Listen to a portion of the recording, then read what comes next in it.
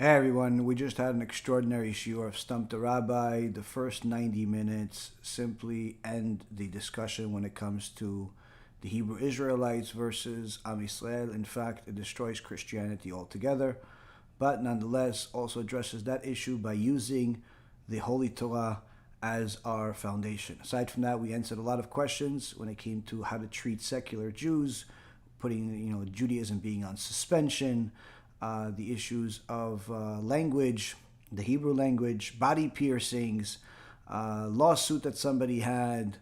We also dealt with the machloket in regards to tefillin and many other interesting subjects. It was a packed lecture full of interesting things, huge chidush, huge new insights that you're going to hear during the first 90 minutes of it. You're going to hear some stuff that you've never heard before. And I certainly would love to hear feedback to let me know what you think. And if you guys have any other interesting subjects that you want us to talk about in the future. Thank you very much. And remember to subscribe and share everything because the whole goal is to share the Torah. Thanks.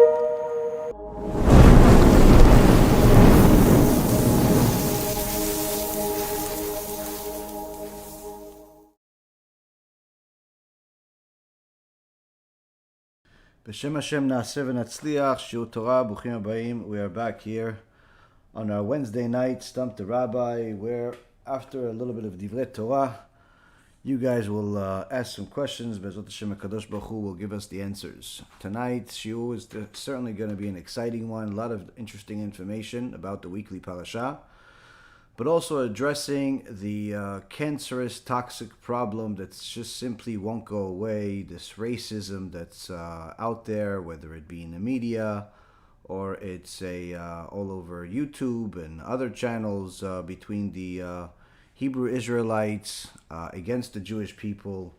Unfortunately, the issue is simply not going away, and as Shlomo HaMelech says, Aneksil keivalto, answer a fool according to his foolishness.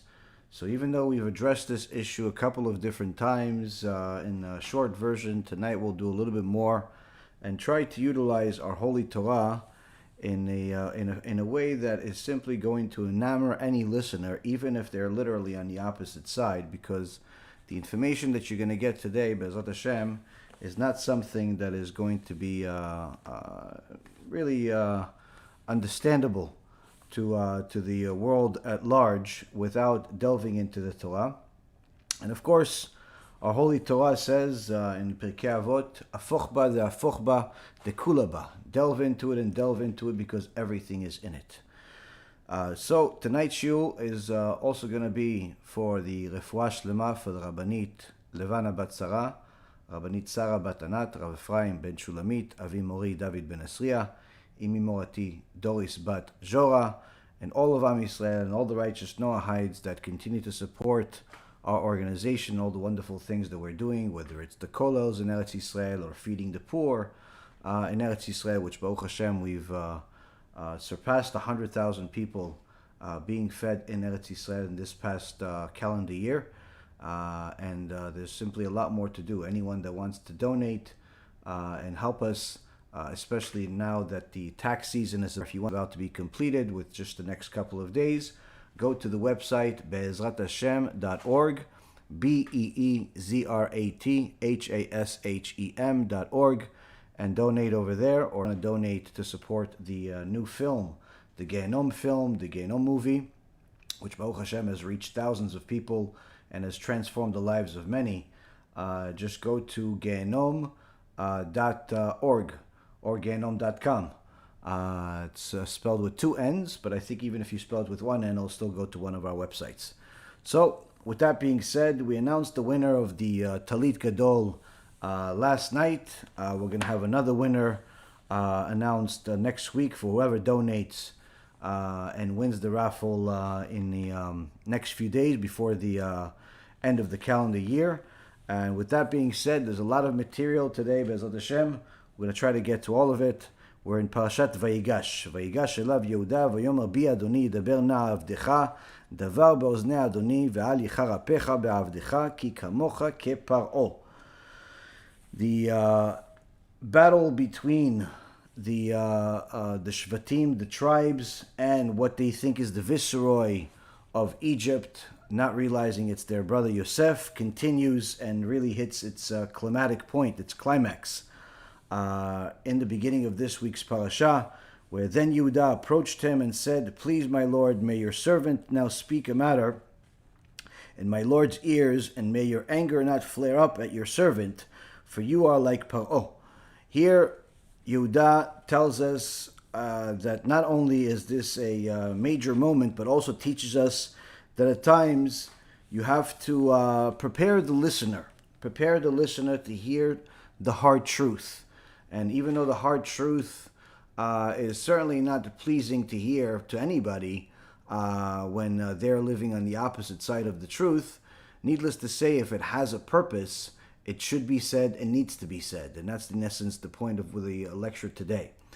The parasha continues where the brothers then find out that Yosef is really the viceroy, and from there we start learning some interesting things. And one of the main things that you're going to see in the Torah world, whether it's from the commentaries of Rashi and Onkelos and all of the other, the Ramban, the Ibn Ezra, and all of the extraordinary commentaries on the Tanakh, or you look at the Gemara, or you look at the Midrashim, or you look at the Shulchan Aruch, or anything that you look at in the Torah, you will see, once you delve into it for an extensive period of time, you'll see that there is not just ideas here or opinions, but rather there is a system. There is part of the oral Torah is the biblical exegesis, which is in essence a rule book, a set of rules of how to interpret the verses, how to understand everything, and never rely on your own logic, never rely on your own opinion. And if there is ever a time where someone is bringing what they thought is to be true, you see that the rest of the sages attack it from all corners to see if there is any source that validates this opinion or not. And many times you'll see that when one of the sages brings something that is, if they bring it without a source, immediately this is the first thing that's addressed. And you say, well, where did you get this from? Meaning that if you don't have a source for whatever you just said, in the world of Torah, in the world of Am Yisrael, it's simply worthless. Now, of course, everyone has to understand that there are, a list of sources that are available, but not all sources are considered the same. Meaning that if I give you, let's say, a certain proof that such and such is what the Torah says, and I tell you that the source for this is from the Torah itself, and you give me a say, yeah, but I think it's the opposite, and I have a different source. Where is your source? Oh, my source is some author that wrote a book in the last 30 years. Now, with all due respect to the author that wrote the book in the last 30 years, from his opinion, from his knowledge, from whatever he thinks, it's worthless. Why? Because you have a Torah source, and you have an opinion of some guy. Now, of course, in the world of Torah, they're not using anybody's opinions or books from the last 30 years, as the oral Torah is, has been around for the last few thousand years. But there are obviously different categories as far as the sources. The priority of all priorities, the top of the top, is when someone gives a source from the 5 books of Moses. That is where we paskin from. You cannot paskin from anywhere else. Meaning, if you see something that, let's say, for example, the issues of Shabbat, or the issues of family purity, or the issues that relate to the Bet HaMikdash, but mentioned in the prophets or the writings, you cannot paskin on halacha, meaning conclude a law from the writings or the prophets. You can only conclude a law if the source is found in the 5 books of Moses. Now, needless to say, we have the 5 books of Moses, but we don't know how to understand the 5 books of Moses without its companion, with the oral Torah. And the oral Torah is comprised of many different parts, primarily the Gemara, which is also called the Talmud, which is the Mishnah, and the arguments between the sages that are going to bring to light how they came up with this specific conclusion rather than something else that you can possibly think of, or something else that you can't think of, but is certainly a valid point. And this is in essence how the Torah works. And of course, after they conclude something, they tell us exactly through the whole process where the sources are, what's the most reliable, why this source is priority over another, why they disprove something else. And the beautiful thing is that when you have an argument with scholars, Torah scholars, not just general scholars and not just people that like to learn, but Torah scholars, the beautiful thing is that all of this is well known and good. All of this is understood, and no one simply even attempts to violate the rules. Why? Because you know that this Mesorah, this heritage that we have, is as old as the Torah itself. This is what we have. Now, when somebody comes and tries to debate you or tries to disagree with you by bringing all types of convoluted sources or all types of misunderstandings that they think is an actual understanding, then of course you have to address these issues in the fashion that these people would understand. And the reason why is because if you brought them this entire list of rules that I just mentioned to you, they simply would not comprehend. Not because they're stupid, but rather because they're ignorant. They're ignorant of the priority list. They're ignorant of the way that the Torah actually works, and that's because of the misteachings they've had their whole life. And this is unfortunately one of the primary reasons that the battle between the Hebrew Israelites, which is Christian, Bible-believing people that claim to be the real Jews, claim to be the real Israel, are not only aggressive towards the Jewish people, but are aggressive for the wrong reasons, and aggressive in such a fashion that it's literally something that should be dealt with in a matter of a few seconds if they would only be receptive, if somebody would actually address them. The problem is every time anyone tries to address them, they don't even want to listen to it because they've already decided what the conclusion is, and they're simply looking for things to support their conclusion.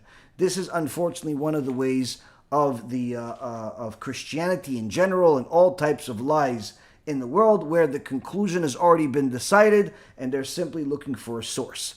Now, the hard truth that Yehuda is about to tell Yosef is obviously no different than what we're dealing with here today. And the reason for that is because, again, some of these things are going to be offensive to certain people because they have a certain belief, they have a certain understanding, they have a certain desire for things to work. But of course, once you understand that things are as they are, if a person is truly yearning for the truth, truly yearning to serve the one and only Creator, truly yearning for good, then of course this should change your heart. If it doesn't, perhaps nothing else will. But we'll continue with this parasha, and we see that in Parashat Vayigash, the brothers find out that this is their brother, but initially the Torah tells us that this is very hard for the brothers to truly comprehend. In fact, when Yosef speaks to them, the Torah says that they don't respond.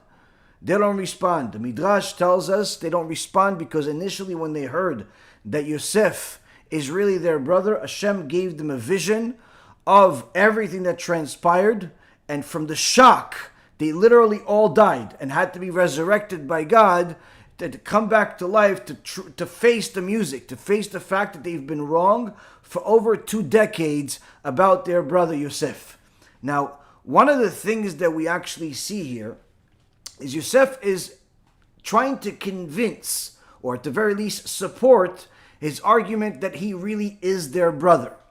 Now, of course, 22 years that he hasn't seen them, a lot has changed. When he left, he was still only a 17-year-old kid without a beard. But at the same token, you have to recognize the voice perhaps, maybe you hear the language. What do we learn from this? Why does the Torah have to include all of this? Yosef HaTzadik says, "V'hinei einechem ro'ot ve'einei achi Binyamin ki pi amedaber elechem." The Torah tells us that after Yosef HaTzadik tells the brothers that he is their brother, he says to them, "Now behold, your eyes can see that I am your brother, as do the eyes of my brother Binyamin, and there is further proof, for it is in your language that I am speaking with you." Meaning that not only do you see what's going on here, but you're also hearing me for the first time since this whole thing started over the last few visits. You hear me speak Hebrew to you. From there we see that the Hebrew is the holy tongue that is the same exact tongue that we have today. The biblical language, of course, the biblical Hebrew is a world apart from spoken Hebrew that's spoken between people in Israel and around the world. The biblical Hebrew is a clean language. It's a unique language. Sounds the same, a lot of common words, but unfortunately when Ben Yehuda and the other Zionists that were anti-Torah, Jews that were anti-Torah, they did a lot of what they could in order to manipulate the language, and actually make words the opposite of what they really are. So anyone that wants to learn Torah has to learn the biblical Hebrew. Anyone that wants to learn conversational Hebrew, that's a different type of Hebrew. But needless to say, we see from here that this specific Hebrew is exactly as we have it today, exactly as we understand it today, and not as the way, as some people would say, whether it's without vowels, and they start saying all types of things. Literally, they start reading things or saying things that they claim is Hebrew, but it's actually just a made-up language, where 60 years ago when these Hebrew Israelites decided they want to take their marketing of their new religion to the next level, they simply wanted to decide, to prove it. How? Oh, we know the original Hebrew. Well, the original Hebrew has been known by the Jews for the last, few thousand years. You're not inventing anything. So what did they do? Said, no, we have a different Hebrew than you. We have the real true Hebrew, a Hebrew that doesn't have vowels, because in the Torah scroll there's no vowels, and therefore there's no real vowels. The vowels were a creation of the rabbis. Obviously, anyone that understands Hebrew, how it's spoken, how it's read, and most importantly knows Torah, knows that this is an impossibility. And the reason why is because some of the most intricate laws about the Torah itself actually are learned due to the words themselves, not as they are spoken, but as they are read. And in fact, some of the words in the Torah are not read as they sound, but in a different way. Meaning that the vowel system in the Hebrew language, what we call the nikud, has always been a part of the Torah. It's just that the specific way that they do it in books versus the scrolls has been different. Now, of course, things have changed throughout the generations as far as how people, the accents that people use and things of that nature. But nonetheless, the Hebrew language has always been the same. And we see here from Yosef HaTzadik that he's speaking to his brothers Hebrew. Even more so, he tells them, "V'igatem le'avi et kol kvodi b'Mitzrayim ve'et kol asher ra'item." That he tells his brothers that I want you to tell my father of all my glory in Egypt and all that you have seen. Well, if we saw your glory, then isn't that all of what we've seen? No. Tell him that you saw, yes, the glory of Egypt and the money and all that stuff. That's not what I'm talking about. You saw that his son Yosef is still a tzaddik.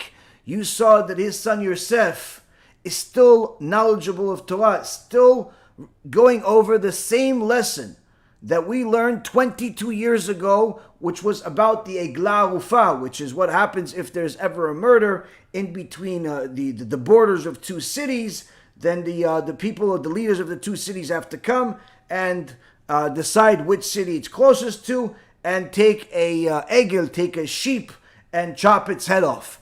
This is one of the laws of the Torah itself. This is one of the things that Yosef learned with his father Yaakov before he left. Now, aside from that, to eliminate any doubt that the brothers may have, whether it is Yosef or not, the commentaries also tell us, Rashi tells us, that Yosef HaTzadik, after he kicked out all of the Egyptians out of the room and he got closer to his brothers and he started speaking to them in Hebrew, he saw that initially they were in such a shock it was hard for them to accept this, because again, even if you spoke Hebrew, it's not necessarily a proof that you are Yosef. You could be simply an Egyptian that knows how to speak Hebrew. So Yosef HaTzadik showed them that something that Egyptians don't normally have, which is a circumcision. Circumcision, the Brit Milah that Yosef had, to show them that the same law that Hashem gave to Avraham Avinu and to Yitzchak and to Yaakov and to the tribes is the same thing that he has. Now, of course, again, this is something to show the Brit Milah in a person that is filthy-minded today. This sounds obviously very strange. But somebody that understands the holiness of the Brit Milah and the beauty of the mitzvah itself knows and understands that this is one of the most crucial mitzvot of being a Jew. And the only thing that people that have filthy minds can think of, the metzitza b'peh, the mohel, when he does the Brit Milah, he puts his mouth on the baby's member and he sucks the blood out. Isn't that pedophilia? It's only pedophilia if you are a pedophile, if you have a filthy mind and you've spent your whole life watching rap videos and pornography, then yes, it's pedophilia. That's what you can think of. But when you see that this moalim, these people that are moalim, are tzaddikim, they do their service for free, they travel all over the world just to fulfill this mitzvah, which is not an easy mitzvah to fulfill. What are they getting out of it? In your mind, they're getting out of it, they're getting something of a pleasure of putting their mouth on a little baby that's 8 days old. That's because you have a filthy mind. But if you look at the Torah itself and you see that this is part of what we need to do, then of course you understand that this is a mitzvah. It's part of us fulfilling the will of Hashem. Now, of course, the filthy-minded people are going to say, yeah, but what if it's an adult? Don't worry. If it's an adult, nobody needs to do that. They use a tube. And it's one of the things that, unfortunately, in the corrupted mentality of the world today, people just simply harp on stupidity like this because their minds, again, are filthy. So when they read the verses that Avraham made a covenant with Eliezer and told him to put his hand under his brit, immediately, what? Avraham, and with another guy, he touches him. When Yosef has the covenant with his father Yaakov, and his father tells him, swear to me that you're going to bury me in Me'arat Machpelah, and he has his hand put under his brit. The father and the son. That's because you have a filthy, disgusting mind.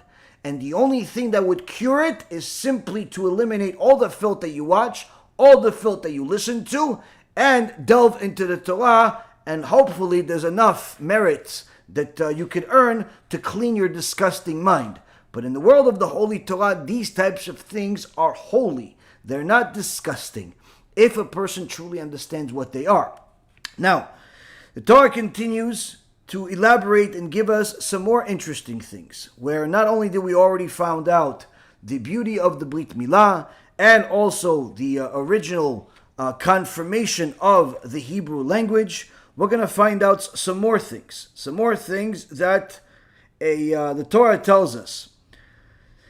After the Egyptians find out that Yosef HaTzadik is going to become the viceroy a few weeks ago, the Torah portion from a few weeks ago, they weren't happy about it because they said, how could this Hebrew be a leader over us? He's not from royalty. But yet, in this week's parasha, when Paro hears that Yosef has met up with his brothers and everyone is a big reunion, and he's bringing all of them, the whole family, to Egypt, it says that Paro was, the house of Paro was very happy. He says to him, Yosef's brothers have come, and it was pleasing in the eyes of Paro and in the eyes of his servants. This is in chapter 45. So all of a sudden you're happy? Why are you happy that a bunch of Hebrews are going to come here? What are you so excited about? Just a few years ago, you were upset that Yosef was even going to become viceroy. Now you're happy that he's going to bring the rest of his family? What gives you? So the Midrash tells us that the problem that the Egyptians had with Yosef becoming the viceroy wasn't only because they detested the Hebrews, they detested their rules. We eat what they pray to. But also because they said, how could he be royalty when he's just some slave? So Yosef, the Midrash tells us that Yosef responded to them and says, no, if you have a problem with my lineage, I can prove to you that I come from royalty. In your Egyptian archives, you have a picture of my grandmother Sarah, which the former Pa'or abducted from my grandfather Avraham, but after God punished him, he gave her back. But as a commemoration of that event, Pa'or had a picture of her drone, and it's in your archives. Bring that picture. The Egyptians brought the picture, and they were no longer upset that Yosef was going to become the viceroy. Why? Because it was clear to them that Sarah, the princess, that's where her name comes from, was the grandmother of Yosef, because they looked identical to each other. So now, when Paro finds out that and the Egyptians find out that the rest of Yosef HaTzadik's family is coming, they're excited. Why? Because this is even further proof that he comes from royalty. This is further support to the royalty that was stated a few years beforehand. This is an interesting thing to know about the world at large and how the world treats the Jewish people. When we come to any country throughout all of history, whether it was Babylon or it was the Spain or Germany or England or America or any of the countries that the Jewish people came to, we bring blessing. It's not a secret. You look at the chart. I was in the markets for 20 years almost. I'm very familiar with this type of stuff. Every time the Jewish people are allowed to live freely in a country, Hashem brings an enormous amount of blessing to that country. Why do you think America grew exponentially over the last 100 years? One of the main things that changed over the last 100 years is the immigration policies and the freedom that was given to the Jewish people, to the point where the second biggest population of Jewish people in the world is in America. And America benefited out of it. The same thing was in Germany before they started annihilating us. The huge population of Jewish people lived in Germany. Before that, we also had Spain. We had other countries along the way. The key is to understand is that each time the Jewish people went to a certain country, they brought a lot of blessings with them. But unfortunately, at some point, the divine hand struck because of the assimilation, because the Jewish people weren't following the Torah as much as they were before they went into these countries, and the anti-Semitism began to rise to the point where there was all types of Holocaust and pogroms and inquisitions and so on. But one of the interesting things that you will see throughout all of history is that as soon as the Jewish people left, so did the blessing. The Jewish people put Spain on the map to the point where Spain was the number one top country in the world, economically and otherwise. Over the last 500 years, you barely hear about Spain doing anything of any value. Why? You kicked out the Jews, you kicked out the blessings. Before World War II, Germany was on the top of the world, especially before World War I. Germany was on top of the world.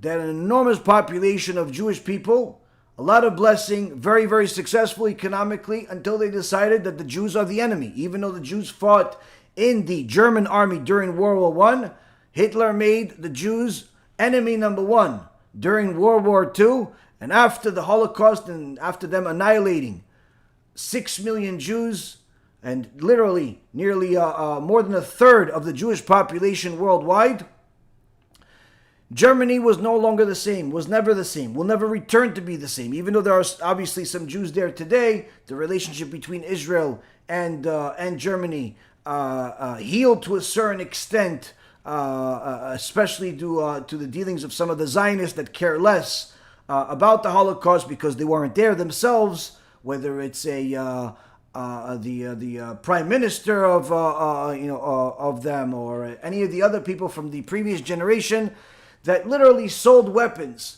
to the Germans after the Holocaust. And despite all the outrage that it caused, eventually it went through.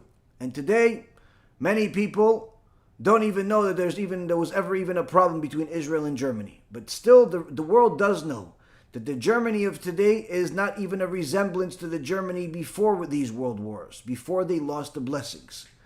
And the same thing happens to any other country. The problem is that the Torah is telling us here is that when the nations see that they could benefit from us, they love us.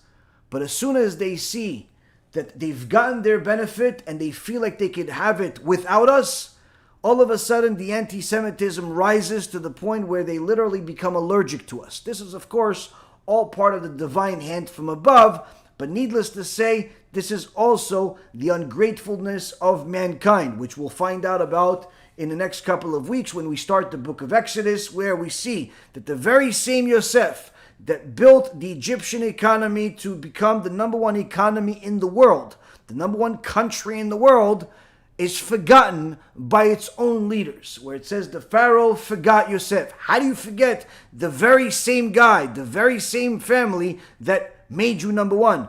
Obviously, he didn't forget. He chose to forget. And the same goes for a lot of these racist people that are simply revolting against the Jewish people. Why? Because they happen to disagree with some of the ways that the Jewish people, according to them, it's all Jewish people, even though it's only a minute few, that are in the music business, that are in the movie business, in Hollywood, that are in the banking business, that are in that business and that.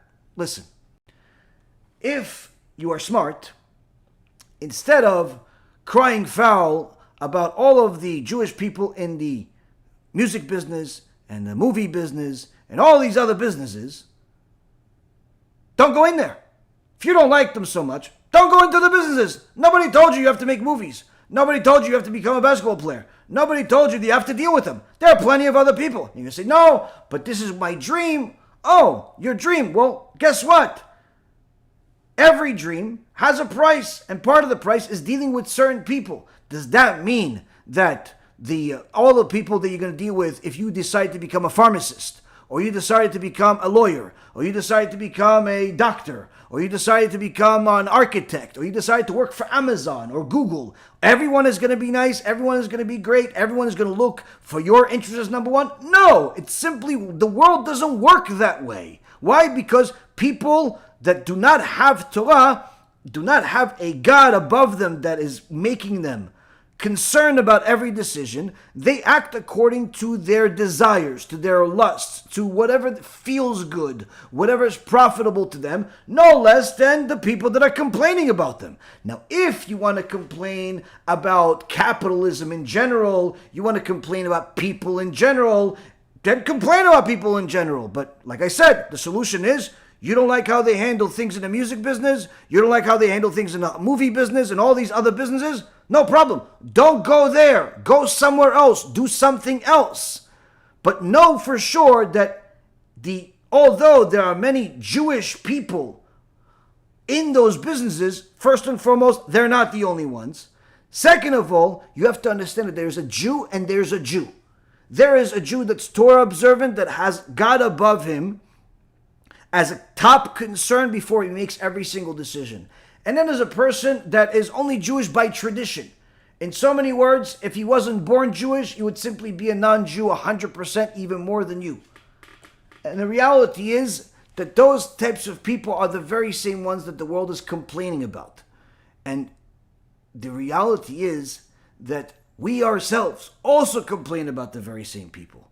So yeah, although people don't like to say, oh, there's a good Jew and there's a bad Jew, the truth is the truth. There are people that observe the Torah. There are people that don't observe the Torah. If you want to complain about the Jewish people, you first have to know who the Jewish people are. And not just simply say that all Jews are bad and they control this and they control that.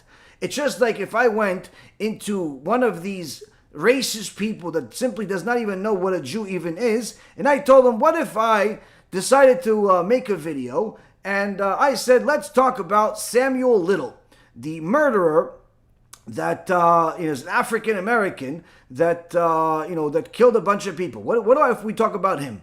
What if we decide to talk about Henry Louis Wallace, also another murderer, which actually is an interesting fellow. He murdered in creative ways. What if we decide to talk about him?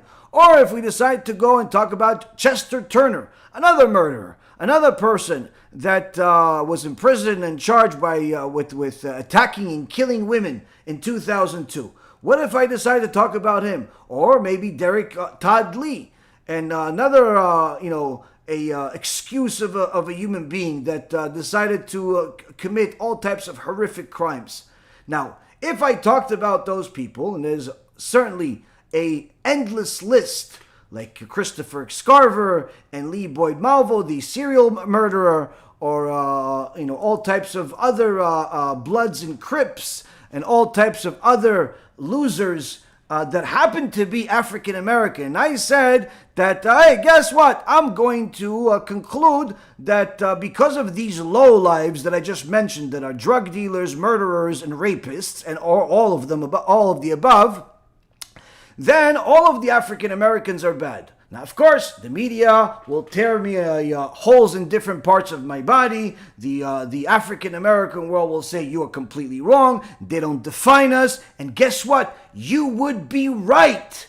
They don't define you. These are losers. These are murderers. These are people that have nothing to do with the traditions of where they came from. These are people that are sociopaths that only care about their desires, their lust, their way, and they happen to be of darker skin complexion. They happen to be African Americans. And guess what? It's no different in Hollywood and any other industry that you want to complain about, or any other business person that you ever dealt with. There's no difference.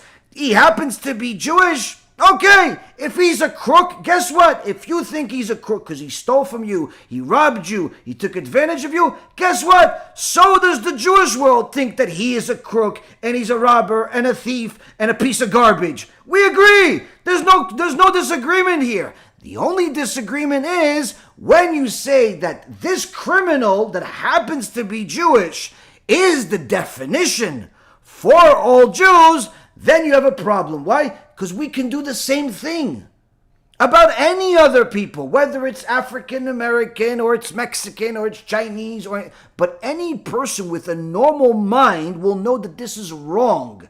You do not define a people by the acts of a few individuals. And even if the acts of the few individuals happen to be of massive scale, it still does not define the people, because it's still individuals. It's not the people. Especially when it comes to the Jewish people that have been known to be the Torah, the people of the book, the people of the Torah. The only reason why the Jewish people exist until this day is not because of our brothers that are secular and are anti-God, but rather because of the religious people. Because if a Jew is not religious and his kids are not religious and they end up intermarrying into the Gentile world, guess what? Within 1 or 2 generations, all of their descendants become Gentiles and they simply lose all connection to the Jewish world. Which means that by definition, the only reason why there are still Jewish people in the world today is because of the Torah observant Jews that have been around since the time of Mount Sinai. That's the reason why there are Jews in the world today. It's not because of the criminals. The criminals of 2,000 years ago that became Greeks, they're gone. They're gone. Not that they all died. They intermarried, they became Greeks, and their descendants became Greeks and all types of other nationalities and traditions, and so many words, they simply were lost in the mix of a world comprised of mostly Gentiles. The Jews of today are the ones that are connected to the Torah that is all the way to Mount Sinai. Now, if you define us by the Torah scholars, the leading rabbis, the leading scholars in the Jewish world, you're never going to find you're never going to find the same findings that you would find by the way that the people are portraying them. And that's one of the biggest parts of the problem. No one is addressing this aspect of it, where they're simply saying, listen, yes, you're right, there are some people that are criminals, but those criminals, they come in all shapes and sizes. They're not just Jews. There are people that are not Jews. And in fact, if you're going to say, yeah, but the slave owners, some of them were Jews. Yes, guess what? First and foremost, you should know that the ones that you're mentioning, they weren't Torah observant. Second of all, you should know that until recent years, slavery was perfectly fine. Some slave owners actually happened to be black people. They owned slaves too. And guess what? Egyptians owned slaves, and Jews owned slaves, and the whole world owned slaves. This was a part of the majority of history of mankind. And only over the last 100 years did human perception change in regards to slavery, even though slavery is still alive and well. They just call it blue collar. They just call it different names. They just call it poverty. They call it all types of names, but I promise you, slavery is still alive and well. The reality is, if people simply face the truth for what it is, we wouldn't have these arguments and these major disagreements and racial battles, because you simply know what things are and you simply know what things aren't. And our Holy Torah tells us what they are and what they aren't. If we go back to our subject at hand, we see here that Yosef HaTzadik is alive and well, and the announcement to Yaakov is made. It's made with a group of carriages that have symbols on them to show Yaakov that, yes, this is symbolic of Yosef still remembering the last Torah lesson that he learned with you. The last thing that he learned with you. But since the brothers are scared and they don't know if Yaakov is actually going to get to see all these carriages, they send Serach bat Asher, Serach the daughter of Asher, to sing to Yaakov. To sing to Yaakov and put him in a good mood, as well as play the harp. And this is the reason why when they're numbering the people that went down to Egypt, only two women that are mentioned are Dinah, the daughter of Leah, and Serach, the daughter of Asher. The rest of the women are specifically not mentioned. They're not mentioned in the number of 70. So here we see why, because each one of them had an exception, if you will, an exceptional act. Now, the Holy Torah tells us that after Yaakov Avinu decides that he's going to go down to Egypt, see his son, it says that Yaakov Avinu, Rav od Yosef, V'yomer Yisrael Rav od Yosef bni chai, elcha ve'er'enu beterem amut. Israel, which is another name for Yaakov, said, how great, my son Yosef is still alive, and I shall go and see him before I die. He had an abundant joy, says Onkelos. What is this abundant joy? What is abundant joy? And shortly after this abundant joy, Hashem comes to him in prophecy and says to him, don't be afraid. Wait, I just thought you had an abundant joy. Why not be afraid? So the Chachamim teach us that that Yaakov Avinu was told by Hashem that if he raises the 12 tribes, his 12 sons, and they outlive him, in essence, where they all stay righteous, they all completely dedicate themselves to Torah, to Hashem, they all follow the laws, and they all outlive him, then he will not see the face of GEHINNOM. But if one of them, two or more, die during his lifetime, then he didn't complete his mission and he would have to go to GEHINNOM. This is the reason why Yaakov, in the beginning of the parasha, in last week's parasha, every time he talks about bad things, he says, and I'll fall down into She'olah. She'olah, as we learned from the movie, the GEHINNOM, the film, She'olah is another name for GEHINNOM. And the Rabbeinu Bachya says that Yaakov had an abundance of joy because now that he found out that Yosef is alive, he confirmed that he's not going to go to GEHINNOM. And that's why Hashem says, don't be afraid. You're no longer going to go to GEHINNOM because Yosef is actually alive. So this is again one of the things that we learned, that each and every single word in the Holy Torah, there's a reason for it. It's not just traditional conversations. Why afraid here? Why not before? Why not after? Why abundant joy? Why not just regular joy? Or just simply say he was happy? Why is this extra? Every one of these words has a significant meaning, and we see all of it in our Holy Torah. Later on, we see that the names of the 70 people are mentioned that are coming down to Egypt, the family of Yaakov. And one of them, we see the tribes, and then we see the children. And we ask ourselves, why do we need to know all these names? When am I ever going to hear about any of these names again? Is there any significance to it? And when a person learns Torah and different parts of it, they'll see that not only they have significance, but in fact, the significance is extraordinary. In one of the examples, we see that in the tribe of Reuven, you have several sons, and right after it, you have the tribe of Shimon. In the tribe of Shimon, in chapter 46, verse 10, says Shimon's sons, Yemuel, Yamin, Ohad, Yachin, Tzochar, and Shaul, the son of the Canaanite woman. Now, we also know that Dinah was also called the Canaanite woman, and the Chachamim teach us that this is one of the sons that Shimon had with Dinah. That's why he's called the son of the Canaanite. The question is this the last time we ever hear about this Shaul? I mean, if it's the last time, maybe we could have passed it. What's the extra? The Gemara in Masechet Sanhedrin, page 82b, says that not only did we hear about this person again, but in fact, one of the most extraordinary events that ever happened to Am Yisrael is from this very same person, Shaul, the son of Shimon. Who is this person? Rabbi Yochanan says Zimri had 5 names. Zimri, the one that sinned with Cosby in Parashat Balak, at the end of the parasha,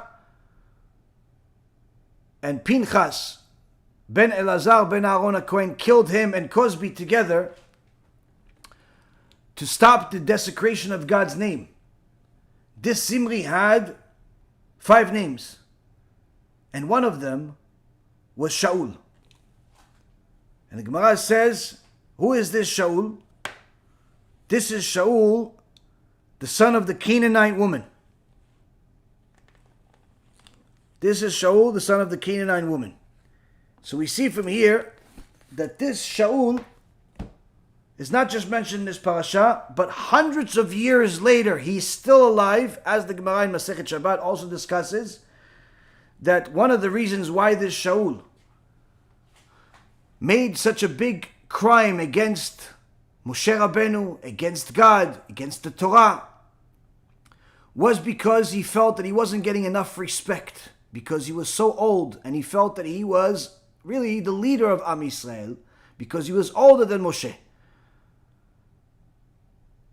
And when Moshe Rabbeinu was killing people for their promiscuity, their idolatry, the tribe of Shimon went to their leader, Zimri, who was also called Shaul, and told him, how is it that Moshe Rabbeinu is killing people in our tribe without even discussing it with you?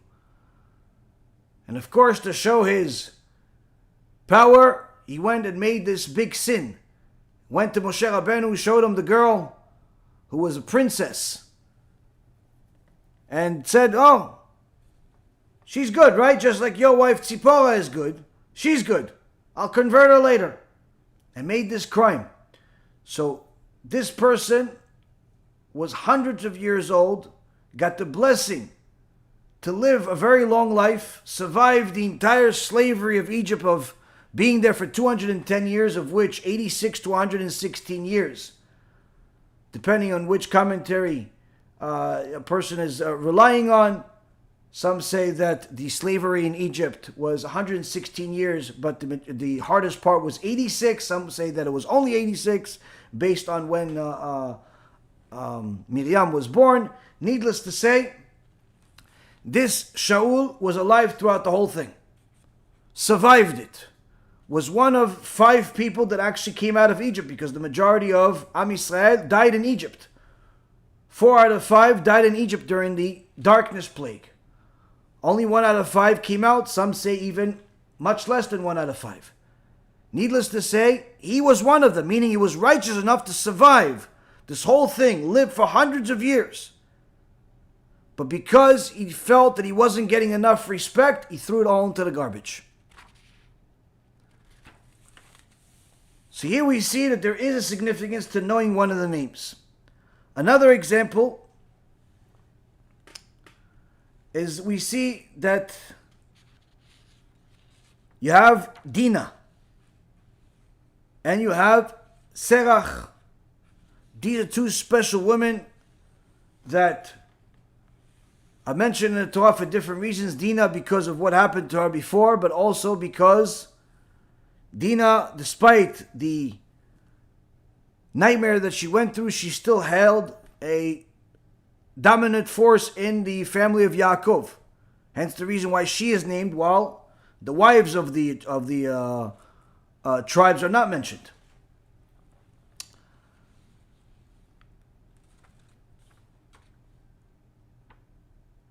Later on, we see that part of the 70 were Yosef, that was already in Egypt.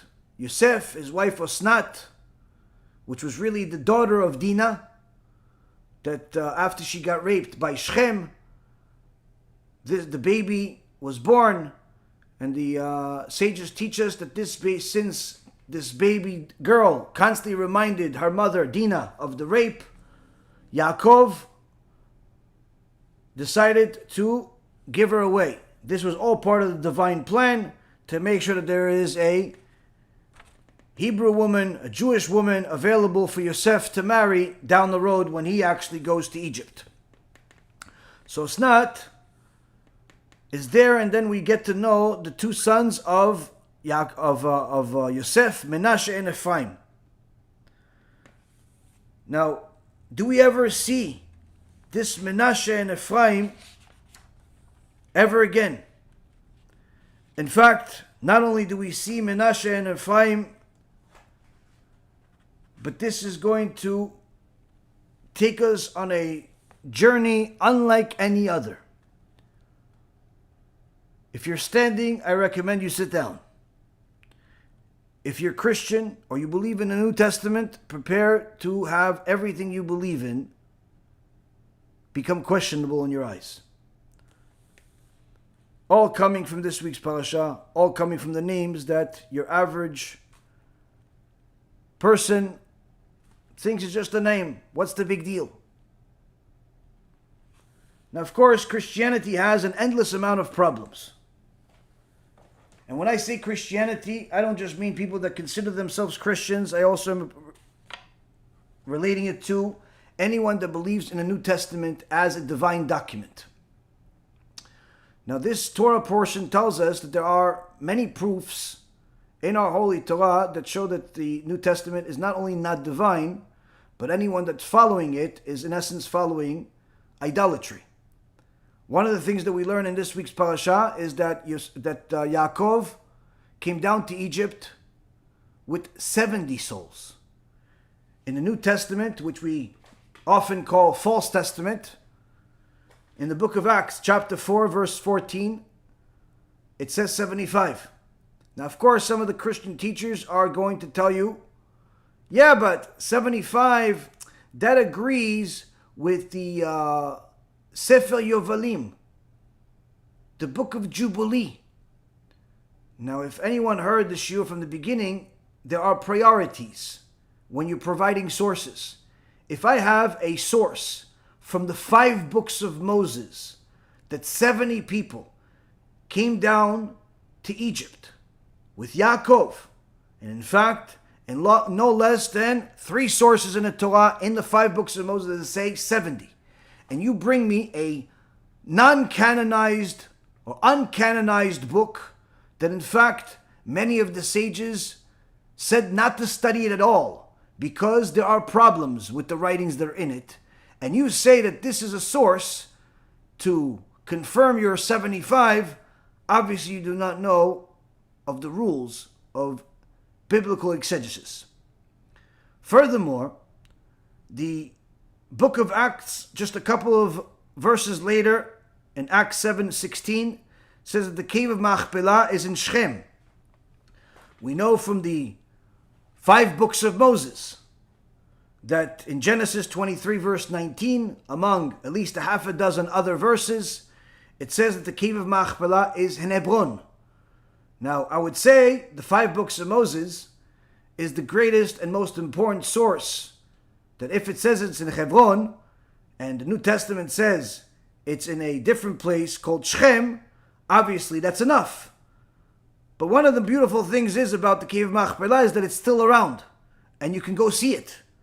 Now, of course, some of the Christian teachers from the Israelite movement are going to say, yeah, but you know, Yosef was buried in Shechem. Who's talking about Yosef? Who's talking about his burial? Shechem does not have a cave of Machpelah. But unfortunately, when people want to believe something, they'll even use Yosef being buried in Shechem, which is a completely different building, completely different city, completely different location, completely different everything. They'll even use that as a source to validate their false testament. Now, when you have a book like the New Testament say that a person became God, like the book of John chapter 8 verse 58, where Jesus says that before Abraham I am, or in John 10:30, he says the Father and I are one, it confuses you. Why? Because you start thinking that perhaps there are even mistakes in the written Torah, because the written Torah, the 5 books of Moses specifically says, and in fact the entire Tanakh says, that Hashem is not a person, will never be a person. He has no image, no likeness of an image. There's no middleman. But here he says, Yeshu says, your Jesus, your Yeshua, says that he is God. Now, of course, you cannot believe in a book that contradicts the source. But the beauty is that even the book that the Christians believe contradicts itself. Because in the book of Matthew chapter 27 verse 46, as well as Mark 15 verse 34, while this criminal Yeshu is being stuck on a bunch of boards, he starts crying. And he says the psalm, the famous psalm, Eli, Eli, lama azavtani, oh God, why have you forsaken me? Wait, if you were there before Avraham, if you are God, if you are the creator, then who are you crying to? Now, anybody with a normal brain that does not have a conclusion before they look at the facts, but rather looks at the facts in order to arrive at a conclusion, immediately stops believing in the New Testament. Why? Because once you have one major contradiction like this that's unexplainable by any Christian scholar throughout all of history with a satisfactory type of explanation. Hence the reason why many Christians simply say, no, we don't believe he's God anymore. Yeah, but the book says he is. You can't say that you believe in the book, but you don't believe in all of it. It's either real or it's not real. It's either divine or it's not. You have a guy that says he's God in multiple places, but yet he cries to God. And he can't even save himself. And he says, Eli, Eli, lama azavtani, God, oh God, why did you leave me? Wait, if he is one with God, then how could he leave him? Now, of course, they're going to give you all types of explanation. This was for this was for that. But anyone that's spiritually honest, intellectually honest, will simply not buy it. And not sell their soul to the devil by believing a religion of idolatry. Last but not least, specifically when it comes to the Israelites that believe that their Yeshu is Mashiach. He's not. Some of them say don't believe he's God. Some of them say he is God. So even the Israelites don't have a common belief. Just like the rest of Christianity. No two Christians are alike. They say he's Mashiach. Well, what makes him Mashiach? Oh, well, he's Mashiach because he's from the descendants of King David. Well, according to who is Jesus, related to King David? Well, look, the lineage of Joseph the carpenter. Well, yeah, let's look at the lineage of Joseph the carpenter.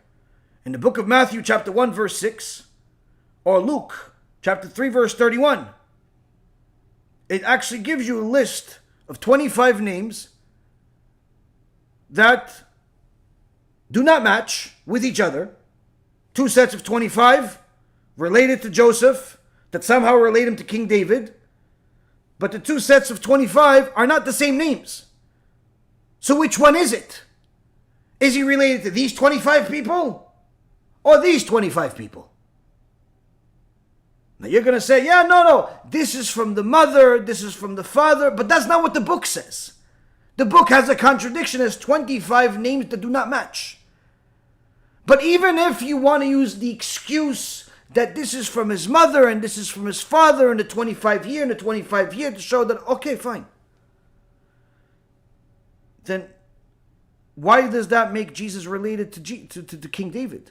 Because according to the book of Luke, chapter 1, verse 26 until 38, it talks about an immaculate conception. It talks about how Jesus didn't come from Joseph. His mom was virgin. I mean, they were married, but she was a virgin. Never met such a woman. Never met such a person. But they're married, but they're a virgin. Probably had marriage problems. But nonetheless, the birth, according to the New Testament, says that Joseph, the carpenter, is not Jesus' father. So even if he was somehow related to King David, it doesn't make a difference to Jesus. Because accordingly, he's the Son of God. Which, of course, we know he's not. But the reality is that you cannot have a book called Divine with this many contradictions. Now, of course, these have been mentioned in our previous lectures, and we promised you something new. And we promised you something that connects to this week's parasha. Now, the Christians, they like different parts of the Torah, specifically the prophets. And they believe the prophets that we have in our Tanakh to be divine. And one of the favorites is the book of Ezekiel. Well, the book of Ezekiel has a very famous event called the event of the dry bones, where Ezekiel is shown a huge amount of bones, of human bones, in the middle of nowhere, and prophesizes at the instructions of God to resurrect these bones. In Christianity, this is something that is on the upper echelon of their belief system. Although in Judaism it's significant, I don't think it holds as much value in the Jewish world as it does in the Christian world. The dry bones, every Christian knows about it. Now, who are the people of the dry bones? The dead people that came back to life.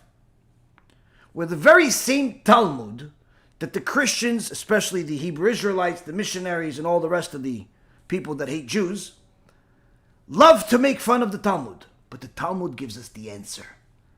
You're not going to like it. In the Gemara Masechet Sanhedrin, page 92b, says the following. Rabbi Eliezer, the son of Rabbi Yosef Aglili, says, the dead that Ezekiel resurrected went up to Eretz Yisrael, married and fathered sons and daughters. Great. After the resurrection, which by the way is a side note, the Gemara also tells us at a different place that this happened on the same day that Hananiah, Mishael, and Azariah were thrown into the fire and miraculously were saved by Hashem when they were thrown into the fire by Nebuchadnezzar. There were multiple miracles that were made that day. One of the miracles was that Hashem saved the Hananiah, Mishael, and Azariah. The other miracle was that he told Ezekiel to go resurrect these dead, prophecy to resurrect these dead. Now, who are these?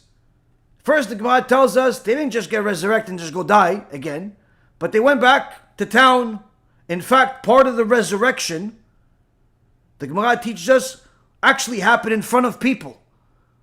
Where initially the bones, the flesh, the meat, but them coming back to looking like regular human beings actually happened shortly after, because they started already walking and moving, because Hashem wanted to make sure that people see part of the resurrection and know that these are the same people that were in that huge collection of bones.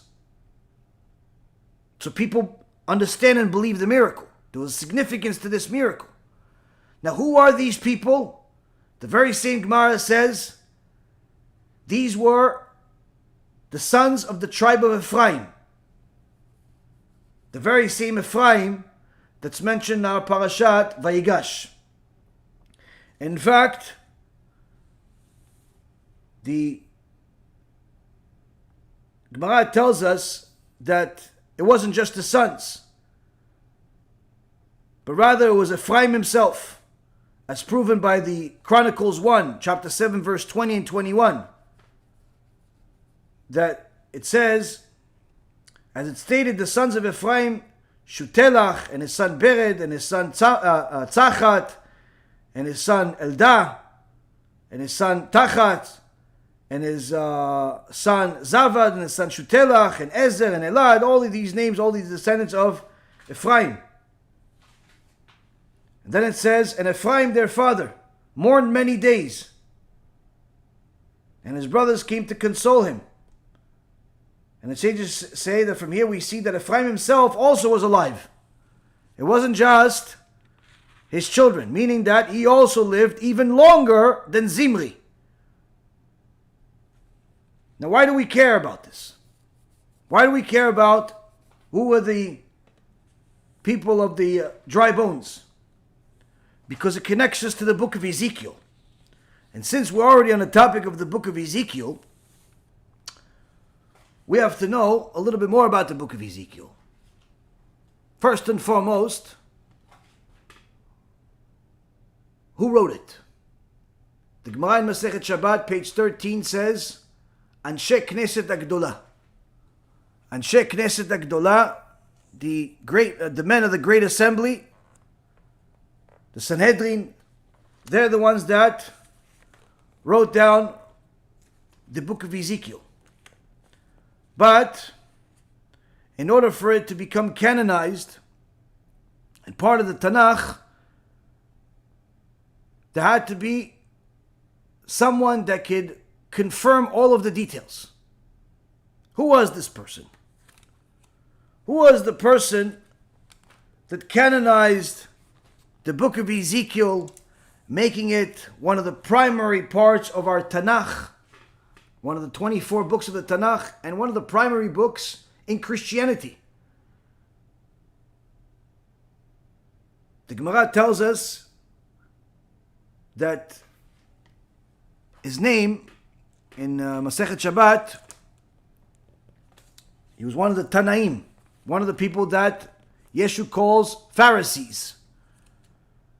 His name was Hananiah ben Chizkiah ben Gaon. Hananiah ben Chizkiah ben Gaon, this is in the Mishnah. He is the one that canonized the book of Ezekiel after locking himself in his study, in his attic, with 300 barrels of oil to make sure that he has enough light, because in those days they didn't have electricity. But he doesn't leave the attic until all of the questions regarding the book of Ezekiel are addressed. Because if they're not addressed, it cannot be part of the Tanakh. Now, why is it important that Hananiah ben Chizkiah Ben Garon canonized the book of Ezekiel because the Gemara also tells us that he also wrote something else called Megillat Taanit, the scroll of fasting. 12 chapters that talk about different events that took place, miraculous events, among them including Chanukah, different major events that happened to the Jewish people, that during those days Am Yisrael is forbidden from eulogizing, from fasting. Now what's written in this Megillat Taanit? Because if this Tana Kadosh, this Hananiah ben Chizkiah, is so holy, so extraordinary, that the whole world is learning from the book of Ezekiel thanks to him, certainly I want to know, what else did you write in this Megillat Taanit? You want to know? I'll tell you. And guess what? It's also in the Talmud. Gemara, Masechet Sanhedrin, page 91a. Tells of a story, an event that took place, that's written in Megillat Taanit, where Gevia ben Pesisa, one of the unique sages among Am Yisrael, who was also a hunchback, saved Am Yisrael from its haters. Who are these haters? These haters were around at the time of Alexander Mogdon, Alexander the Great. When Alexander the Great was conquering the world, people from all over the world came to him in order to make decisions about land, because in essence he was pretty much dominating the majority of the world. And haters of the Jewish people, their enemies, came to him requesting that he give them the land. Now, of course, he wanted to have a legal system. You have to have a reason. You have to have a cause. So, the Africans came to contend with the Jews before Alexander the Macedonian. And the Africans said, the land of Canaan, Israel, is rightfully ours. The Africans, the people that are of darker complexion, they came to Alexander Macedonian. This is a historical event. And guess what? This is also documented by archaeologists, where these Africans were part of the Girgashites, from the Canaanite descendants of Noach. And the historian Procopius says that there was a city called Girgish in North Africa. Now these Africans came to Alexander Macedonian saying, listen, this land, Canaan, it's our land, not the Jewish people. Alexander says, why? What's your proof? He says, their Torah. In those days, everybody knew Torah. Even the Gentiles knew Torah. In fact, it was only recent years where people started becoming ignorant of what the Torah says. And these Africans are saying, Torah says, their Torah says that it's ours. Where is it? Where Canaan was the ancestor of these very same people standing in front of you, the Africans. So, this land is called by our name. Alexander Macedonian sent a messenger to the Jewish people. You have to address this claim against you. If you don't, then I have to give them the land. The sage Gvia ben Pesisa says to the rest of the sages, let me go and argue. Let me go and argue. The sages agree. He goes there and he says to Alexander Macedonian, yes, what's their claim?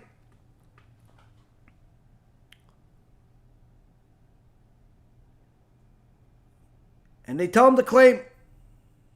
And he debated the Africans, and he said to them, everything you just said, where did you get it from? Where's your proof that the former land of Canaan belongs to you? And they said to him, from your Torah. So he said to them, okay, fine. So I too will bring you a proof only from the Torah. You want to use the Torah? No problem. I'll also only use the Torah. Where it states in the book of Genesis, chapter 9, verse 25, that accursed is Canaan, a slave of slaves shall he be to his brothers. Now if a slave acquires a property, says Gvia ben Pesisa, to whom did this property belong to? The slave is owned by his owner. So if he has property, the property is owned by the owner. The master owns him. So since your ancestor Canaan was the slave of Shem and Yafet, therefore the land of Canaan belongs to us, descendants of Shem. And not only that, but it's now been many years that you have not served us. So you owe us for that too. Alexander heard this argument. He was the king. And he says to the Africans, no, respond to him. He's got a good case. What's your response? They said, we need some time. Give us 3 days to come up with a response. He gave them the time. After 3 days, they didn't have a response and they ran away. They even left some land that they owned in Israel. They left it because they knew that if they stayed, they're all going to turn into slaves because there is no argument. And this was counted as one of the miracles that happened to Am Yisrael, not only because we won the debate against the Africans, but also because that year was a Shnat Shemitah. It was a year of Shemitah, and there was also a shortage of food. So now that they left this land, and they were the ones that worked on the land, we were allowed to eat, and this helped people eat and solve the hunger problem. Now, from here we see something very important that's relevant to today. Historical event documented not only by the sages from nearly 2,000 years ago, but also historians that actually say that the African Americans that claim ownership of Africa, i.e., anyone that calls themselves African American or people that live in Africa, apparently they're not Shem, they're not Hebrews, if they're connected to this land of Africa.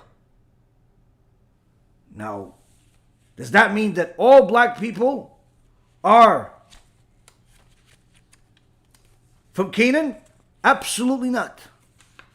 How do we know? From the very same Torah. Gemara, Masechet Sanhedrin, just a few pages forward, 94a. At the time of Chizkiyahu HaMelech, Chizkiyahu HaMelech was Kodesh Kodeshim that Hashem wanted to make him Mashiach. He was one of the descendants of King David. And one of the great miracles that Hashem made for Chizkiyahu, who was the king of Yehudah, was that when the most powerful king in the world at that time, a wicked blasphemer by the name of Sancheriv, came to conquer Israel, came to destroy Jerusalem and the temple, Hashem destroyed Sancheriv and sent Malach Gavriel to kill 185,000 students that he had in 1 second. This is documented in the book of Isaiah. But he wasn't destroyed until he already made some damage. The last place that he went to was Jerusalem, to where Chizkiyahu was. But before that, he went to the rest of Israel, and he caused the 10 tribes to go into the exile. So the Gemara asks, to where did Sancheriv exile the 10 tribes? Malzutra says he sent some of them to Africa. But Rabbi Chanina says, no, he sent them to Mount Selug. Point being is, they were sent to multiple places.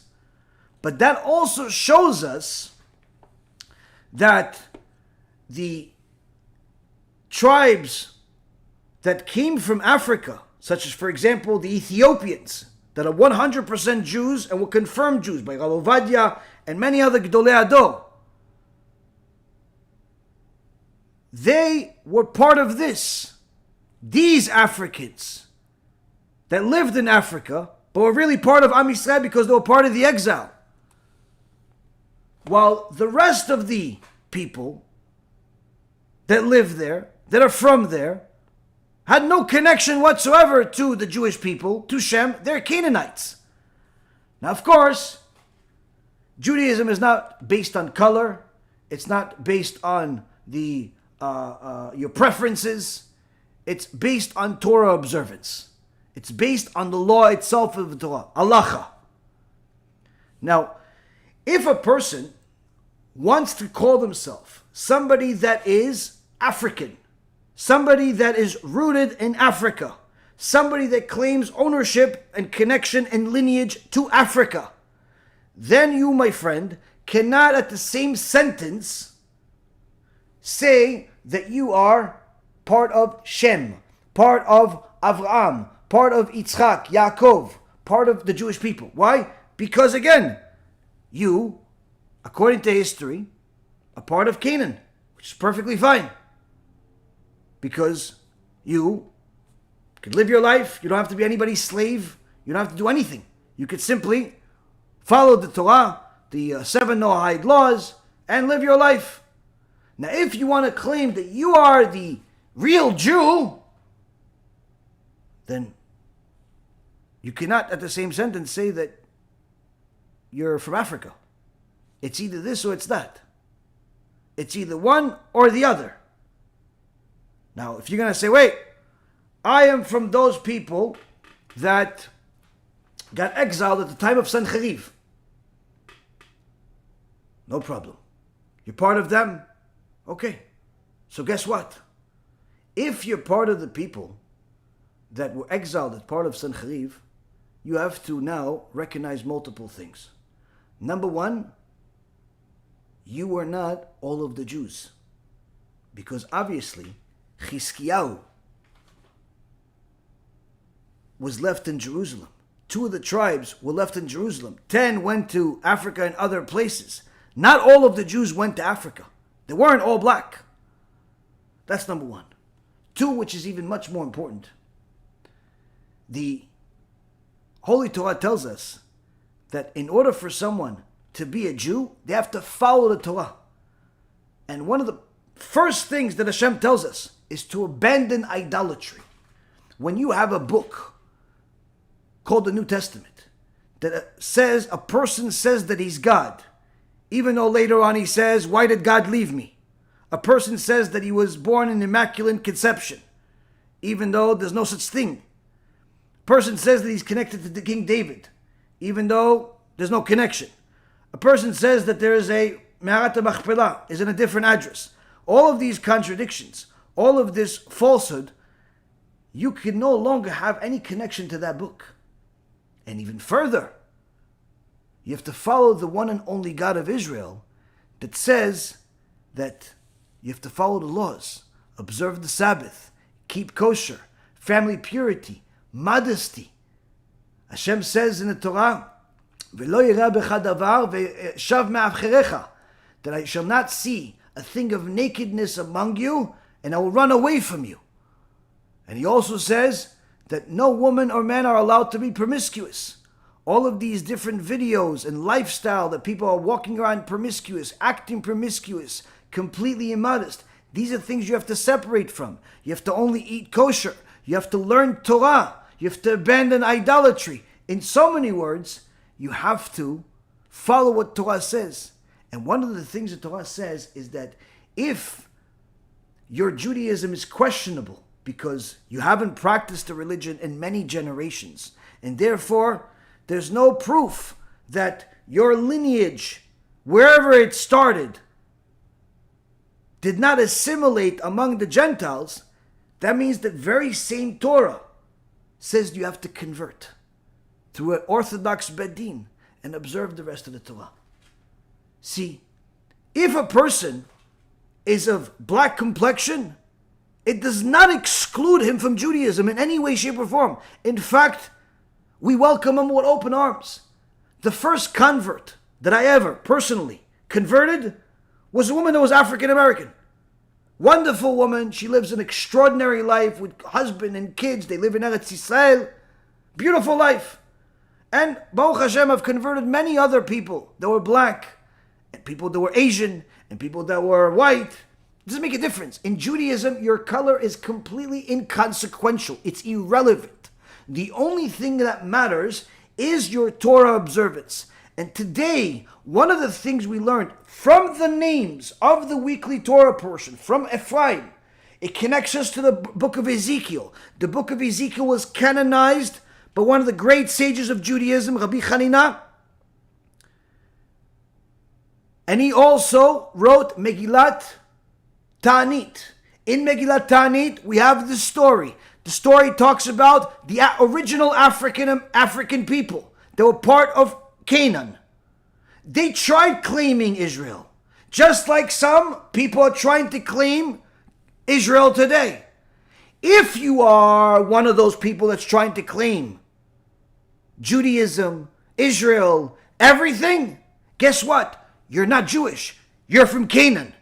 If you are connected to Judaism, you're not connected to those people, then guess what? You have to abandon Christianity, the New Testament, the false beliefs, and everything else that is foreign to the Jewish world. Especially the racist idea that makes you believe for even a moment that Jews come in only one shape and size and one color. Because that has no foundation whatsoever in the world of Judaism. Whether it's from our forefather Abraham, that was from Iraq, people from Iraq look like me. They don't look African American. And even more so, in the Jewish world, we have people that went all over the world. We also have converts. Thousands of years have passed. Throughout that time, we've had communities built in every corner of the world. In China, there was once 5,000 Jews. In India, thousands of Jews. In Australia, in America, all over Europe, all over the Middle East, whether it's Syria, Libya, Egypt, Iraq, Iran, all of these places had Jewish people. Turkey, guess what? Didn't all look like your typical Ashkenazi Jew or Sephardi Jew, or there is no typical look for a Jew. But you know what is typical of a Jew? That's a real Jew. The only thing that's typical about them is they're observant to the Torah. If you want to join that Judaism, welcome aboard. But stop it with the nonsense. Stop it with the idolatry. Stop it with making up all types of stupid stories that are simply manipulating the truth just to serve an agenda. Judaism welcomes everyone. We're not telling you that you're Canaan. You're telling yourself you're Canaan if you act like Canaan. But guess what? In the world today, everybody can convert. Everyone can join Judaism if they want. And if they don't want, they could simply be a righteous Noahide. Most importantly, a person should know, in our Torah, everything is in it. Everything. And it's not just in the 5 books of Moses. Because the 5 books of Moses are illegible without our oral Torah. Our oral Torah told us the stories that we learned today. And once a person says, oh, no, I don't want to believe this story. Okay, then that means that you can't believe in the book of Ezekiel. Because the very same person that canonized the book of Ezekiel, he's the one behind that story. So you have to remove that book. And guess what? The very same book that you believe in Isaiah also is connected to this. So you can't believe in that book either. And guess what? Those very same people, they follow the 5 books of Moses. You have to remove that. In so many words, the whole religion collapses. Anyone who doesn't believe every single thing I just said has no religion. Has just something that they're just making up day by day. Why? It's much easier to believe the truth, even if the truth hurts a little bit. With that being said, we're going to take a drink and then we're going to answer any questions you guys have. GEHINNOM movie changed my life. Baruch Hashem. Baruch Hashem. Changed mine too. Shalom Rabbi, you changed my life. I have a question. I used to waste a lot of seed to pictures of goyot online. Then I saw the GEHINNOM movie, and I'm really afraid to do it again. Good. But I have a big tava for, okay, those details that I don't need to repeat.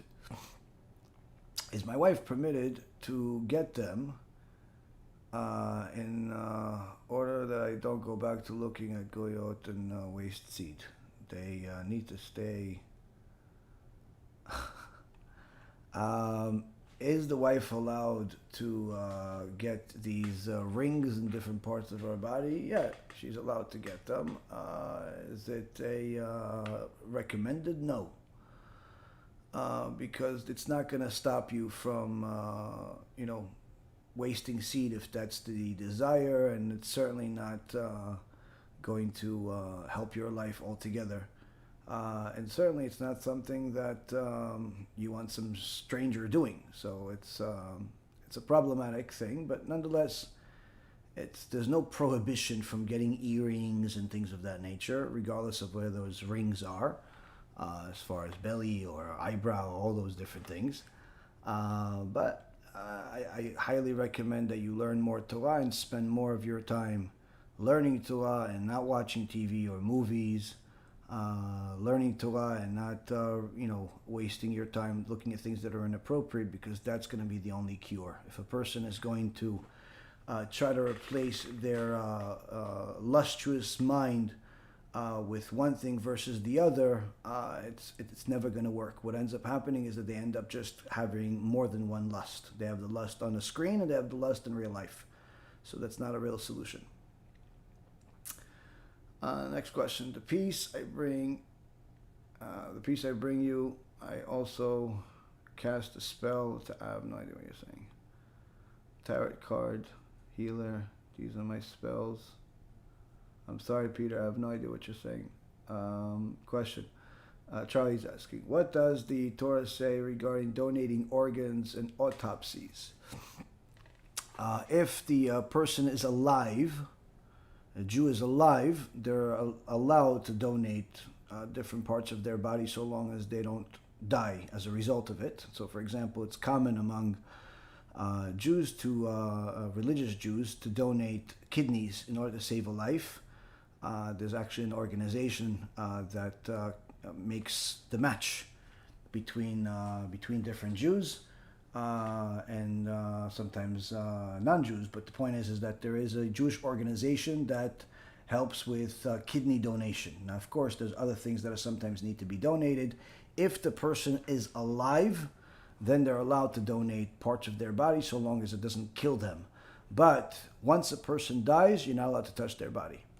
Not allowed to donate parts of their body. Once a person dies, they have to be buried. Next, why many archaeologists discredit Torah sources and compare Paleo-Hebrew to Phoenician and other ancient languages if they were the same? No, there is a certain letters that throughout history were written differently. But what the mistake that people are making is they think that the letters that we have today, the Ashuri script, is not the original script. Rather, these other script is the original, and the Ashuri script is more recent, and that's the mistake. The Ashuri script is that we have today, that we use today, is the same one as the original that Hashem created the world with. At some point, there was an additional script added for different reasons. The Gemara talks about it.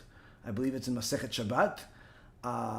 But then, and later on, the Ashuri script went back to being the standard. It's like, for example, let's say when you were a child, you were, you used the in Hebrew, you used the square letters, but then when you grew up, let's say you went to 5th grade, 6th grade, you started writing script.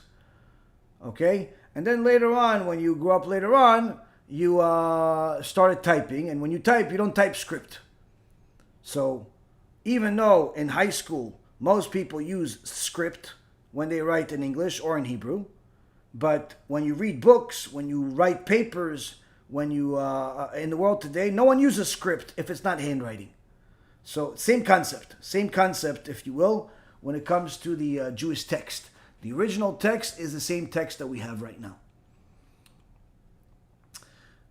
Recently lost a court case with an idol-worshipping priest and was ordered to pay a bunch of money. Is it permitted to pay?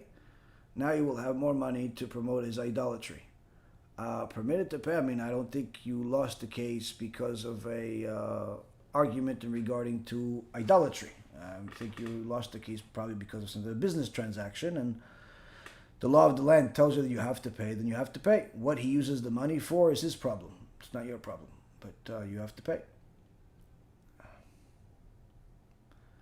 Kvod Harav, for a Jewish woman that is a heretic, koferet, that either supports, spreads heresy or feminism or Megillat Shabbat, what is the halacha regarding her?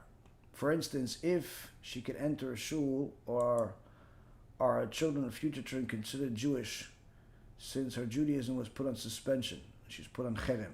Okay, so if a Jew, a natural-born Jew, or someone that converted to Judaism, stops observing the Torah, becomes a heretic, violates Shabbat, and so on, now, they still remain a Jew as far as the halacha is concerned, and their kids that they have still remain Jews, but their Judaism is on suspension in regards to how you treat them relevant to other Jews. For example, if a Torah observant Jew is your guest for Shabbat and you're having wine, and that Torah observant Jew wants to do kiddush, he wants to say it, and you're happy, no problem, you can have him say it. If he wants to pour the wine, no problem, he pours the wine if it's an uncooked wine.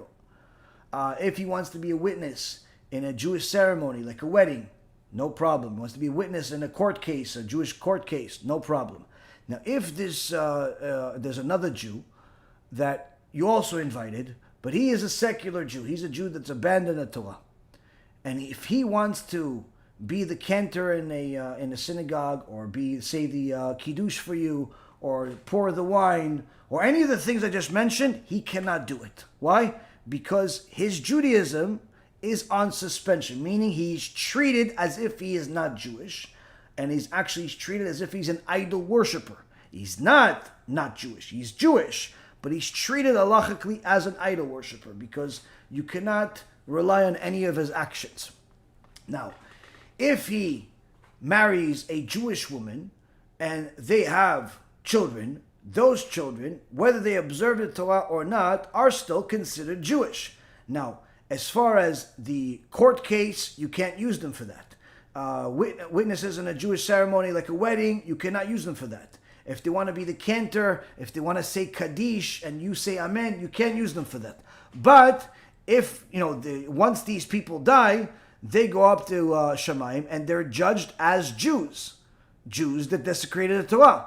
If they do tshuva, they repent and start becoming Torah observant before they die, their Judaism is immediately back at full force. They can become the cantor, they become a rabbi, they can do whatever they want as far as the religion is concerned, as far as how they express their religion in a positive way.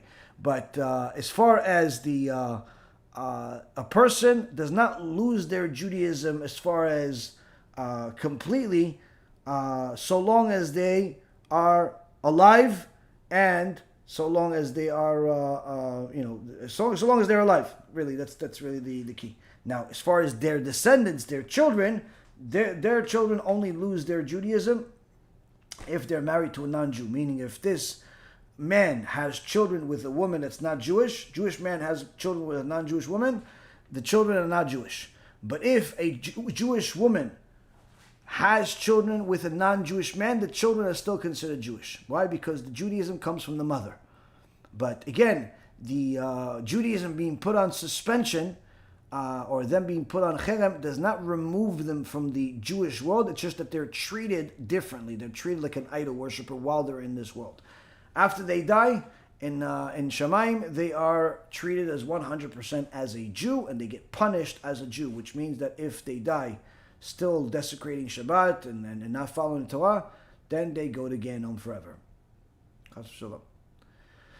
Next question. Why would there ever be a machloket on tefillin when it was something that was done day by day?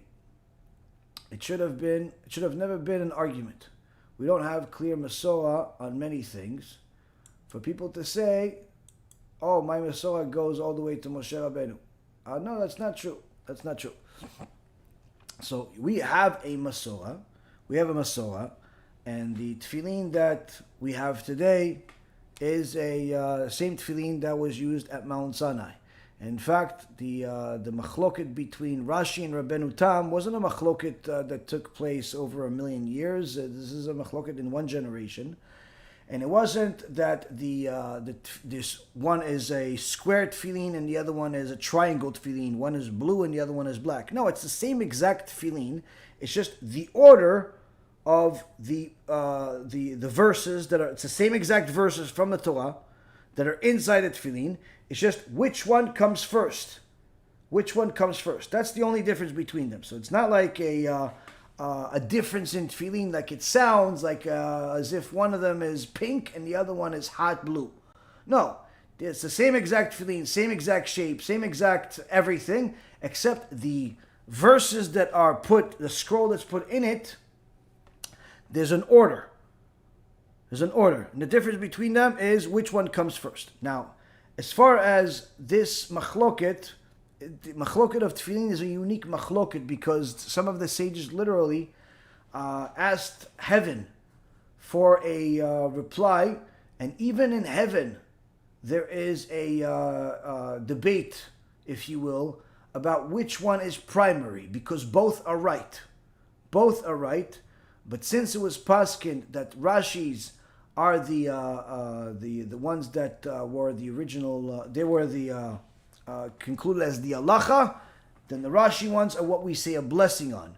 But a Jew that's married still has to put on tefillin of Rabbeinu Tam, and in fact, many sages say that Rabbeinu Tam have extra kedusha over Rashi's. There's an obligation to put on Rashi, but there's extra kedusha in Rabbeinu Tam. But there's even a machloket, if you will, in regards to which one is of more significance even in heaven. So it's not a machloket where they, some say this is good and the other one says this is bad. No, everyone agrees that they're both good. The only difference between the two is which one should be the one that you say a blessing on. That's it.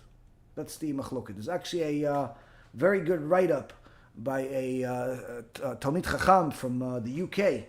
A Sephardic Talmid Chacham from the UK that I read some time ago about this particular debate. If you want to remind me after the Shiur, I'll try to find you the write-up and I'll send it to you. It's a very interesting debate, a very interesting history for that particular debate, and it's certainly not as it appears. Put it that way. There's a lot more details to it than just there's a disagreement. No, it's a lot more than that. I was told that we cannot derive benefits from the mitzvot, which, for example, I was given that you cannot enjoy the warmth provided by a talit you're wearing. Is this concept correct? No. It's not possible not to enjoy the warmth if it's cold and you put a talit on yourself. Whether you want to enjoy it or you don't want to enjoy it, you're going to enjoy it. Now, what the Chachamim are saying is that you shouldn't do the mitzvah for the sake of enjoyment, for warmth. For example, with the talit example that you're giving, you're not allowed to put a talit on just because you're cold. It's not a jacket. It's not a scarf. You need to put a talit for a specific reason. You're about to pray, shachrit, put on your tefillin, it's the high holiday, it's Shabbat, then you put on your talit. The fact that you end up benefiting out of it, let's say because it's cold, that's not a problem. But to just put on your talit because you're cold, that's the problem. That's not allowed. That's with the talit. Now, as far as the rest of the mitzvot, a person is supposed to do the mitzvot whether they like them or they don't like them. In fact, the Gemara in Masechet, I believe it's Masechet Sotah, says Makom shelo lishma ba lishma. Even if you do the mitzvot originally without any enjoyment, without any desire, and in fact you don't even want to do them, you still need to do them. And eventually, if you do them, eventually you'll like it. Eventually you'll like it, because the more a person learns Torah, the more a person follows the mitzvot, the more a person ends up liking the Torah and the mitzvot and seeing a purpose in all of it. Let's see. Amen. My family insists that I wish them all a happy new year. I explained that this is not our new year. They said that it's a calendar new year and that the whole world follows this calendar, and I must recognize this. How should I respond? Well, you should tell them that the new year has a history. And in Israel, it's called Sylvester. And Sylvester was a famous anti-Semite that enjoyed murdering Jews, specifically on this day. Before they decide that the whole world accepted it and they still connect themselves to being Jewish, perhaps they should learn about what the whole world accepted and whether they want to accept it also. In fact, I have at least one video about this, and I know that there's some other videos in Hebrew that were made about this whole Sylvester, which people call New Year's. It has nothing to do with Judaism, and in fact, it is one of the days that many Jews were massacred in pogroms around the world throughout all of history. It's called Sylvester. Can you wear a Hamsa Pendant or put it up in your home against Ayin Hara? If you're putting the Hamsa Pendant because you like the way it looks, no problem. But if you think it's going to save you from Ayin Hara, then it could be a problem. Why? Because, number one, it's not going to save anybody from Ayin Hara. It's just a piece of metal or plastic or whatever it is. Number two, it's important for a person to know that Torah is what's going to save you from Ayin Hara.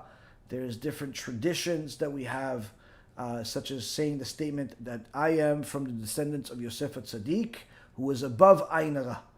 And putting your hands like this, combining your thumbs and putting it backwards. Those are things that we have a tradition that it saves from Ayin Hara. The Hamsa also has a certain tradition, but again, it's a person should not put too much into the different things and think, oh, if I have this hand on my wall, Ayin Hara can't touch me. That's it's not realistic. If you, as far as putting on your wall, you can, but not if you think of it as some type of spiritual protection. Only if you simply just like it. Do we get, or can we get dreams of past lives? Can you expound on Yosef's dreams and how does Hashem test us with our dreams? The Gemara in Masechet Brachot says that the vast majority of dreams are nonsense. But there are dreams that have more significance. In fact, the Gemara in Masechet Sanhedrin says that if a person dreams of a white horse, it's a good sign for salvation, it's a good sign. But if a person dreams of a snake, it's a sign of money. If a person dreams and they see one of the, let's say, King David, it's a fantastic sign. If a person dreams of Torah sources, Torah verses, it's a fantastic sign. If a person wakes up and the first thing that they have in their mouth to say is a verse in the Torah, that's a minor prophecy. So there are different things that are written in the Torah about dreams. But again, I remind people that the same Torah says the overwhelming majority of dreams are completely nonsensical. It's a compilation of different things that a person already saw during their life. Either they saw it in a movie, or on TV, or in real life, or anything like that. As far as can a person have a dream about their past life? Sure, a person can have a dream about anything that Hashem allows them to have. In fact, the Gemara says that a person that doesn't dream for 40 days needs to do tshuva, it's a very bad sign. So it's a person is supposed to dream. Can they dream about past life? Sure, they could even dream about things that haven't happened yet. This is a partial prophecy, or a message of prophecy that can be given to certain people. And I know some people that have been given this type of stuff. One of the greatest things a person can do is dream of different sages, and that he speaks to them. The Gemara talks about how praiseworthy is the person that saw Eliyahu Navi, even if he saw him in a dream, and Eliyahu Navi said hello to him. It's a very good sign. And again, they have certain things. One of the things that the sages also teach us is that when someone has a dream and they don't know how to interpret dreams, if they tell somebody else, make sure that you only tell your dreams to someone that loves you. Don't tell it to someone that's a jokester.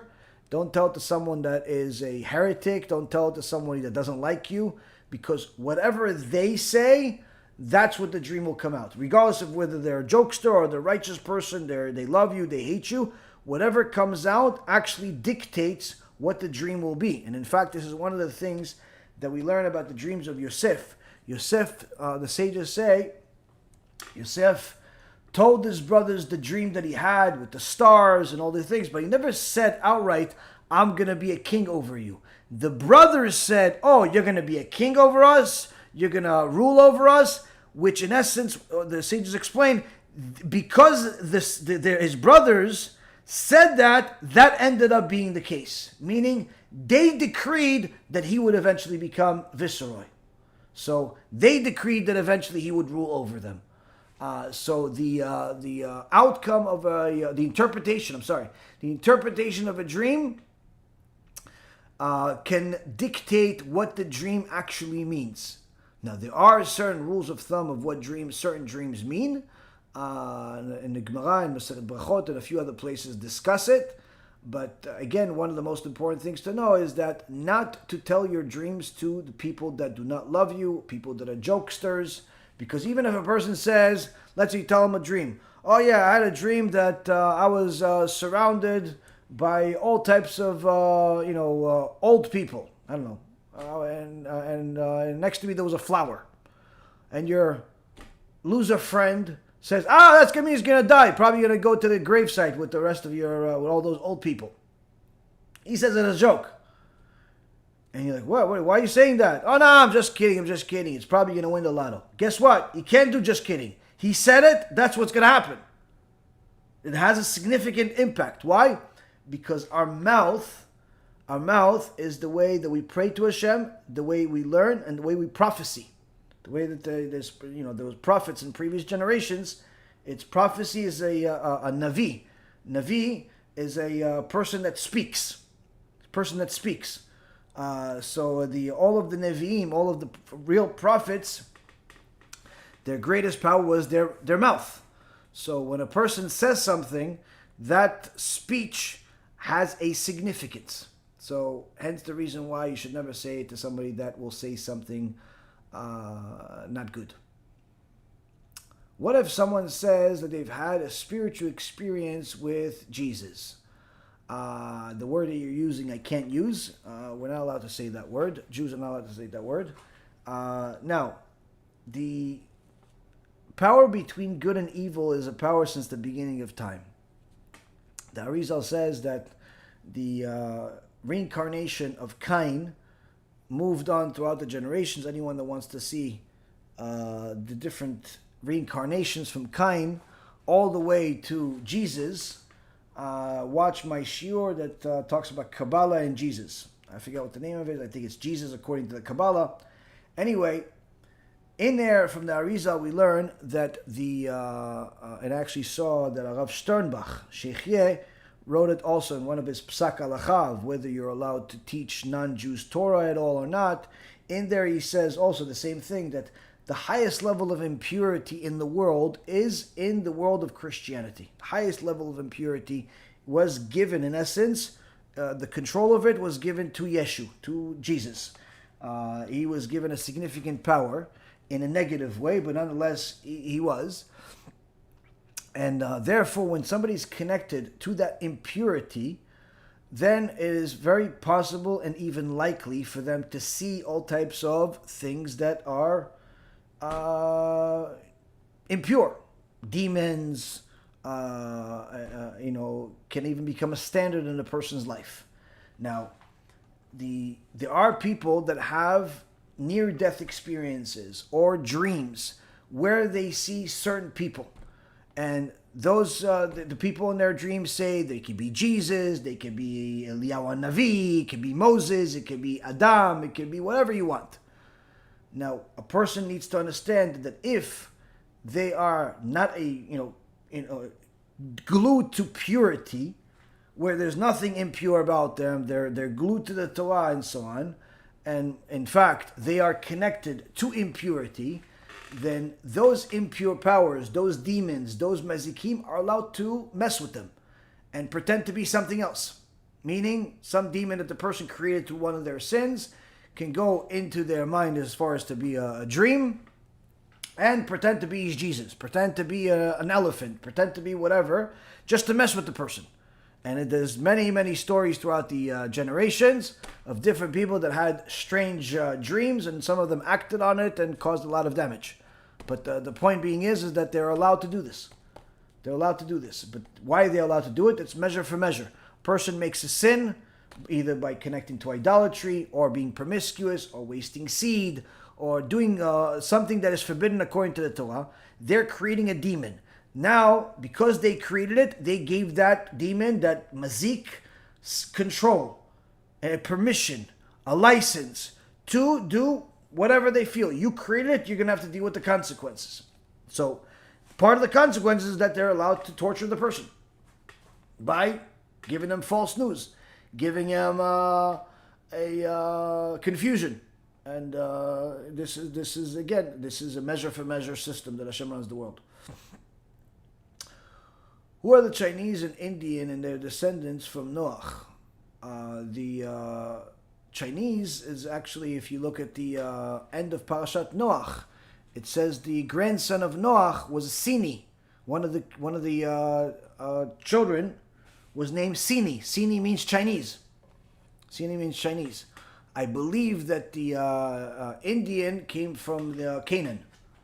Came from Canaan.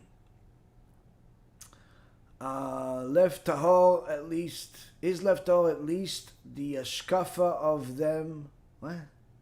Is LEV TAHOR at least the ashkafa of them considered righteous or holy, since undeniably they follow the Torah and most accurate and kosher way possible in a generation with so much filth and heresy and secularism. I don't know what goes on behind closed doors, but the Gemara in Masechet Moed Katan says a person is not accused of something for no reason. If he was accused, there has to be a reason. Even if it's not 100% true, what people say, some of it has to be true. Whatever a person is accused of. So what they're being accused of is a lot of really horrible things, whether it's one thing or the other. The point being is that they are not following the tradition. They're creating a lot of Chilul Hashem. There is certainly a lot of things that are not in accordance to what the Torah says. So certainly this is not something I would call righteous or accurate. As far as the things that are being said about the leaders and some of the members and things like that are not in line with Torah Judaism.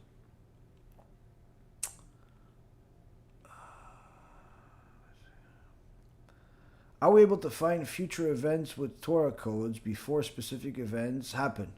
And if so, why don't we inform the people that will or could happen? Okay, so the everything is in the Torah, meaning past, present, and future. So if someone wants to find, let's say, the Holocaust, there are different pages in the Torah to talk about the Holocaust, and there's Torah codes specifically relevant to that, where you see the names of all the different evil people, all the different characters, personalities that are related to the Holocaust, the gas chambers, the names of the cities, and everything that's related to the Holocaust is in the same location in the Torah. Same thing about the Twin Towers being destroyed. Same thing about a lot of things. Now, the interesting thing about all of this is that all of this was in the Torah always. So how come we didn't find it beforehand to warn people from the Twin Towers, to warn people from coronavirus, to warn people from all these things? Because you need to know what to look for. No one could know to look for a terrorism attack. No one could know to look for a Holocaust. No one could know to look for whatever's going to happen in the future, since it hasn't happened yet. So yes, it's in the Torah, but you don't know, what to look for in order to find it. You understand? Now, if somebody knew that, let's say, for example, there's going to be a war, World War III, let's say, and they want to look at different codes that talk about World War III, they could find multiple places that talks about World War III, or they could talk about other things. The point being is, a person needs to know what they're looking for. And that's not possible to do from where we stand today, since we're not prophets and we don't know the future. And if a person was a prophet, they wouldn't need Torah codes anyway.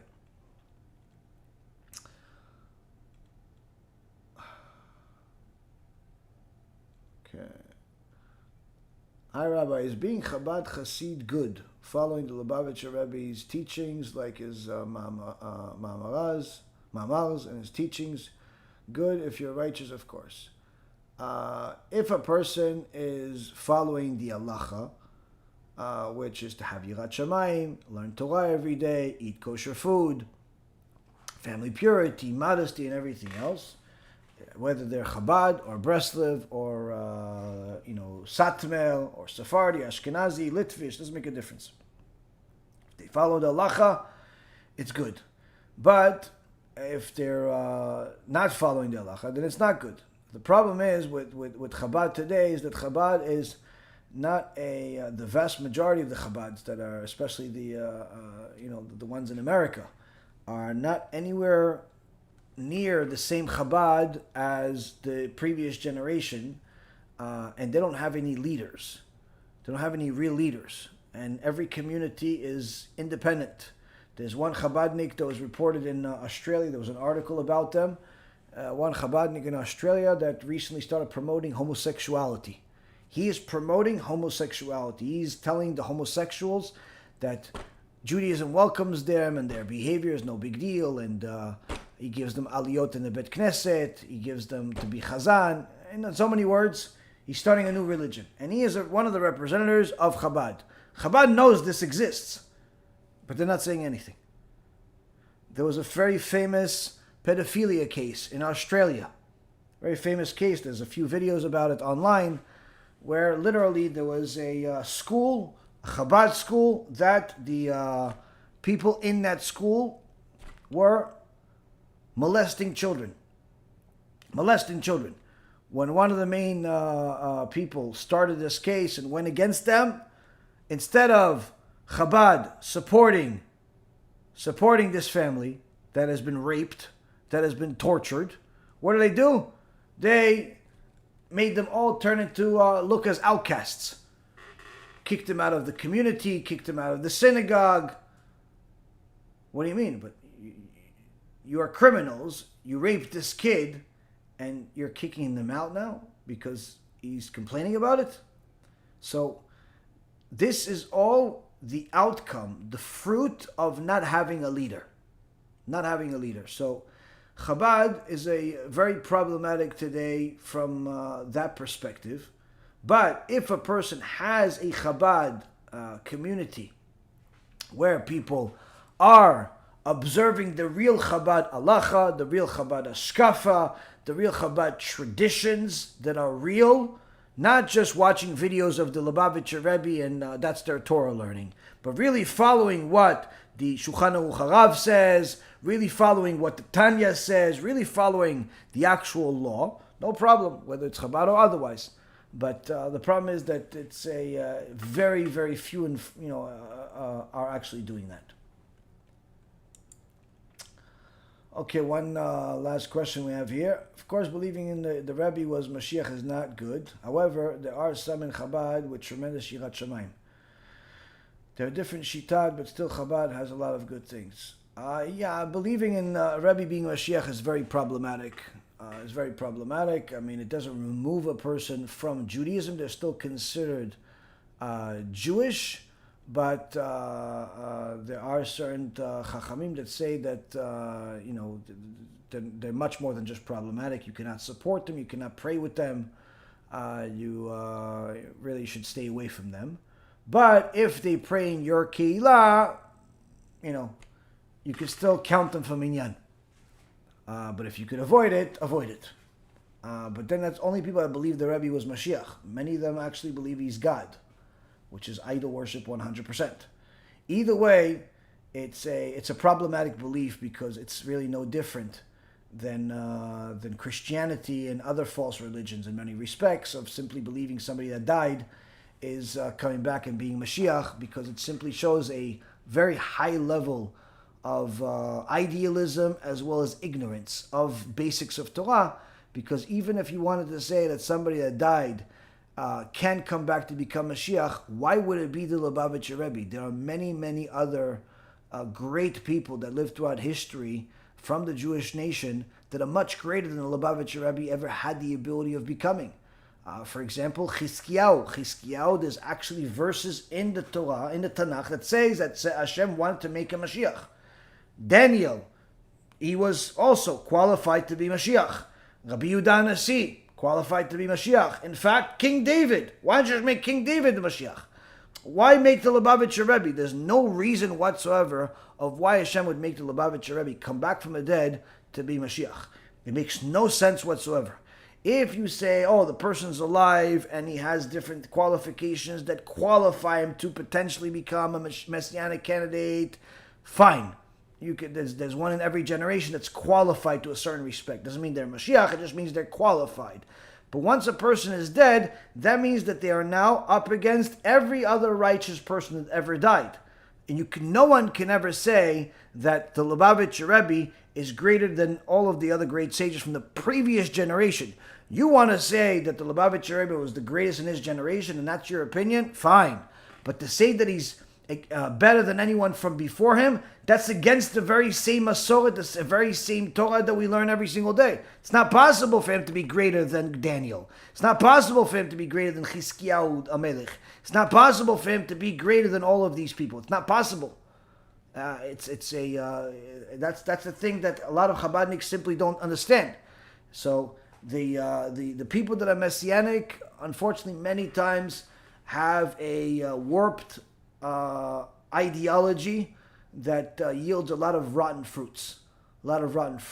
And my recommendation is simply to stay away from it, because there's more bad than good in the majority of Chabads that I'm aware of.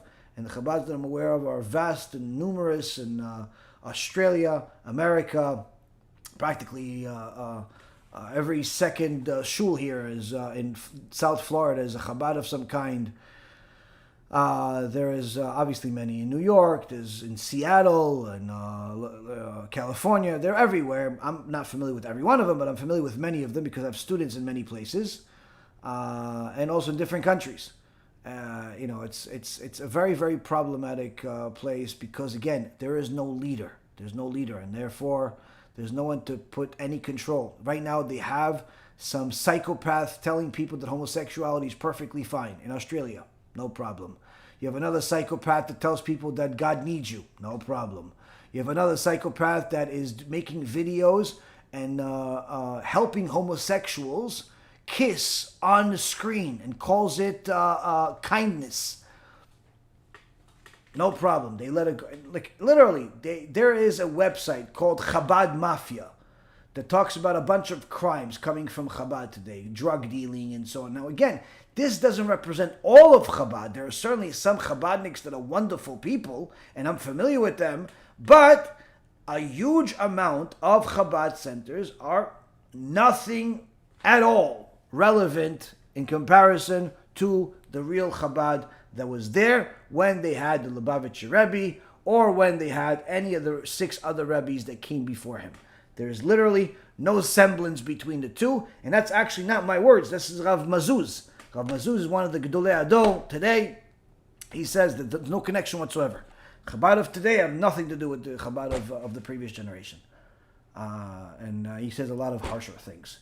So Now, if you happen to find a Chabad full of normal Yirei Shamayim Jews that are connected to the Chassidut Chabad, they have Yirat Shamayim, they learn the Rambam, they learn the Shulchan Aruch Harav, they have a clear mentality, they understand what halacha is, what is not, and so on, no problem. But many places are simply not that. They're simply not that. They are quite far from that. And that's why I say, if you have a choice, change. If you have a choice, change. And BeEzrat HaShem, I would love to be wrong about all of this, so everybody's happy, but that's just simply not possible. Not because it's not possible for me to be wrong, but just simply because the things that we're saying are factual, and they're simply is what it is. And hopefully, this encourages some people to change from their wherever their side is that's in the side of falsehood, and join the truth for what it is. BeEzrat HaShem. Okay, Tiskul Mitzvot Rabot. Thank you very much for learning with me. Hopefully, this was helpful for all of us. And BeEzrat HaShem will learn more next week. Next week we have BeEzrat HaShem. Hopefully, BeEzrat HaShem, we're going to be able to do 3 shiurim next week. Anyone that wants to contribute, again, I remind everybody, contribute on the website, either the BeEzrat HaShem website, or you could also go and contribute on the GEHINNOM website, or the many other websites that we have. We have actually a couple of books coming out, Rabbi Ephraim's book, my book. There is a bunch of different projects going on. So, Baruch Hashem, there's a lot of wonderful things that are in the works. Anyone that wants to help with the things that we already have out there, or things that we're working on, we need your help. We need as much as possible, especially that this year was much bigger than we could ever imagine, and we need as much help as possible. Thank you very much for all your help. Thank you very much for learning with me. May Hashem bless each and every single person to live a life full of Torah truth and spread it in every corner of the world. Baruch Adonai L'olam, Amen ve'amen.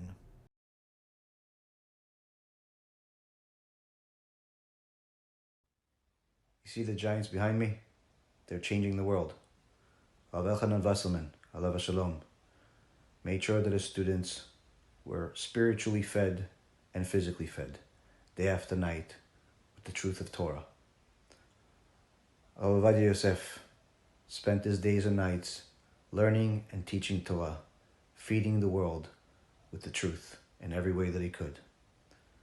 At BeEzrat HaShem, we've been doing the same exact thing, following their huge footsteps, day after day, night after night, making sure that the world sees the truth in multiple languages, and anyone that wants to learn the truth has the opportunity to do so. At the same time, feeding as many people in Eretz Yisrael that we could. And Baruch Hashem, over the last year, we've reached new milestones. Over 100,000 people were fed in the past year in Eretz Yisrael. Poor people that couldn't afford to even pay their rents were helped in every way that we could. At the same time, our videos have been watched millions of times around the world, whether it's my videos or Rabbi Ephraim's videos, or one of the other amazing Avrechim's videos in different languages. Were watched so many times that it's transformed lives. In this year that's coming up, we want to do more. And we want partners, more partners. And if you are already our partner, we want you to partner up with us even more than we did in the past year. Because there's simply much more to do, to follow these huge footsteps, to fill these huge footsteps that Rav Ovadia, Rav Elchanan Wasserman, and the rest of Gedolei Israel left for us to fill. Please, be generous, commit, and let us reach even bigger milestones in this coming year to make sure that the name of Hashem is publicized in every corner of the world. Thank you again for your partnership. Thank you again for your learning. And thank Hashem for giving us the opportunity to unite the world with the truth of Torah.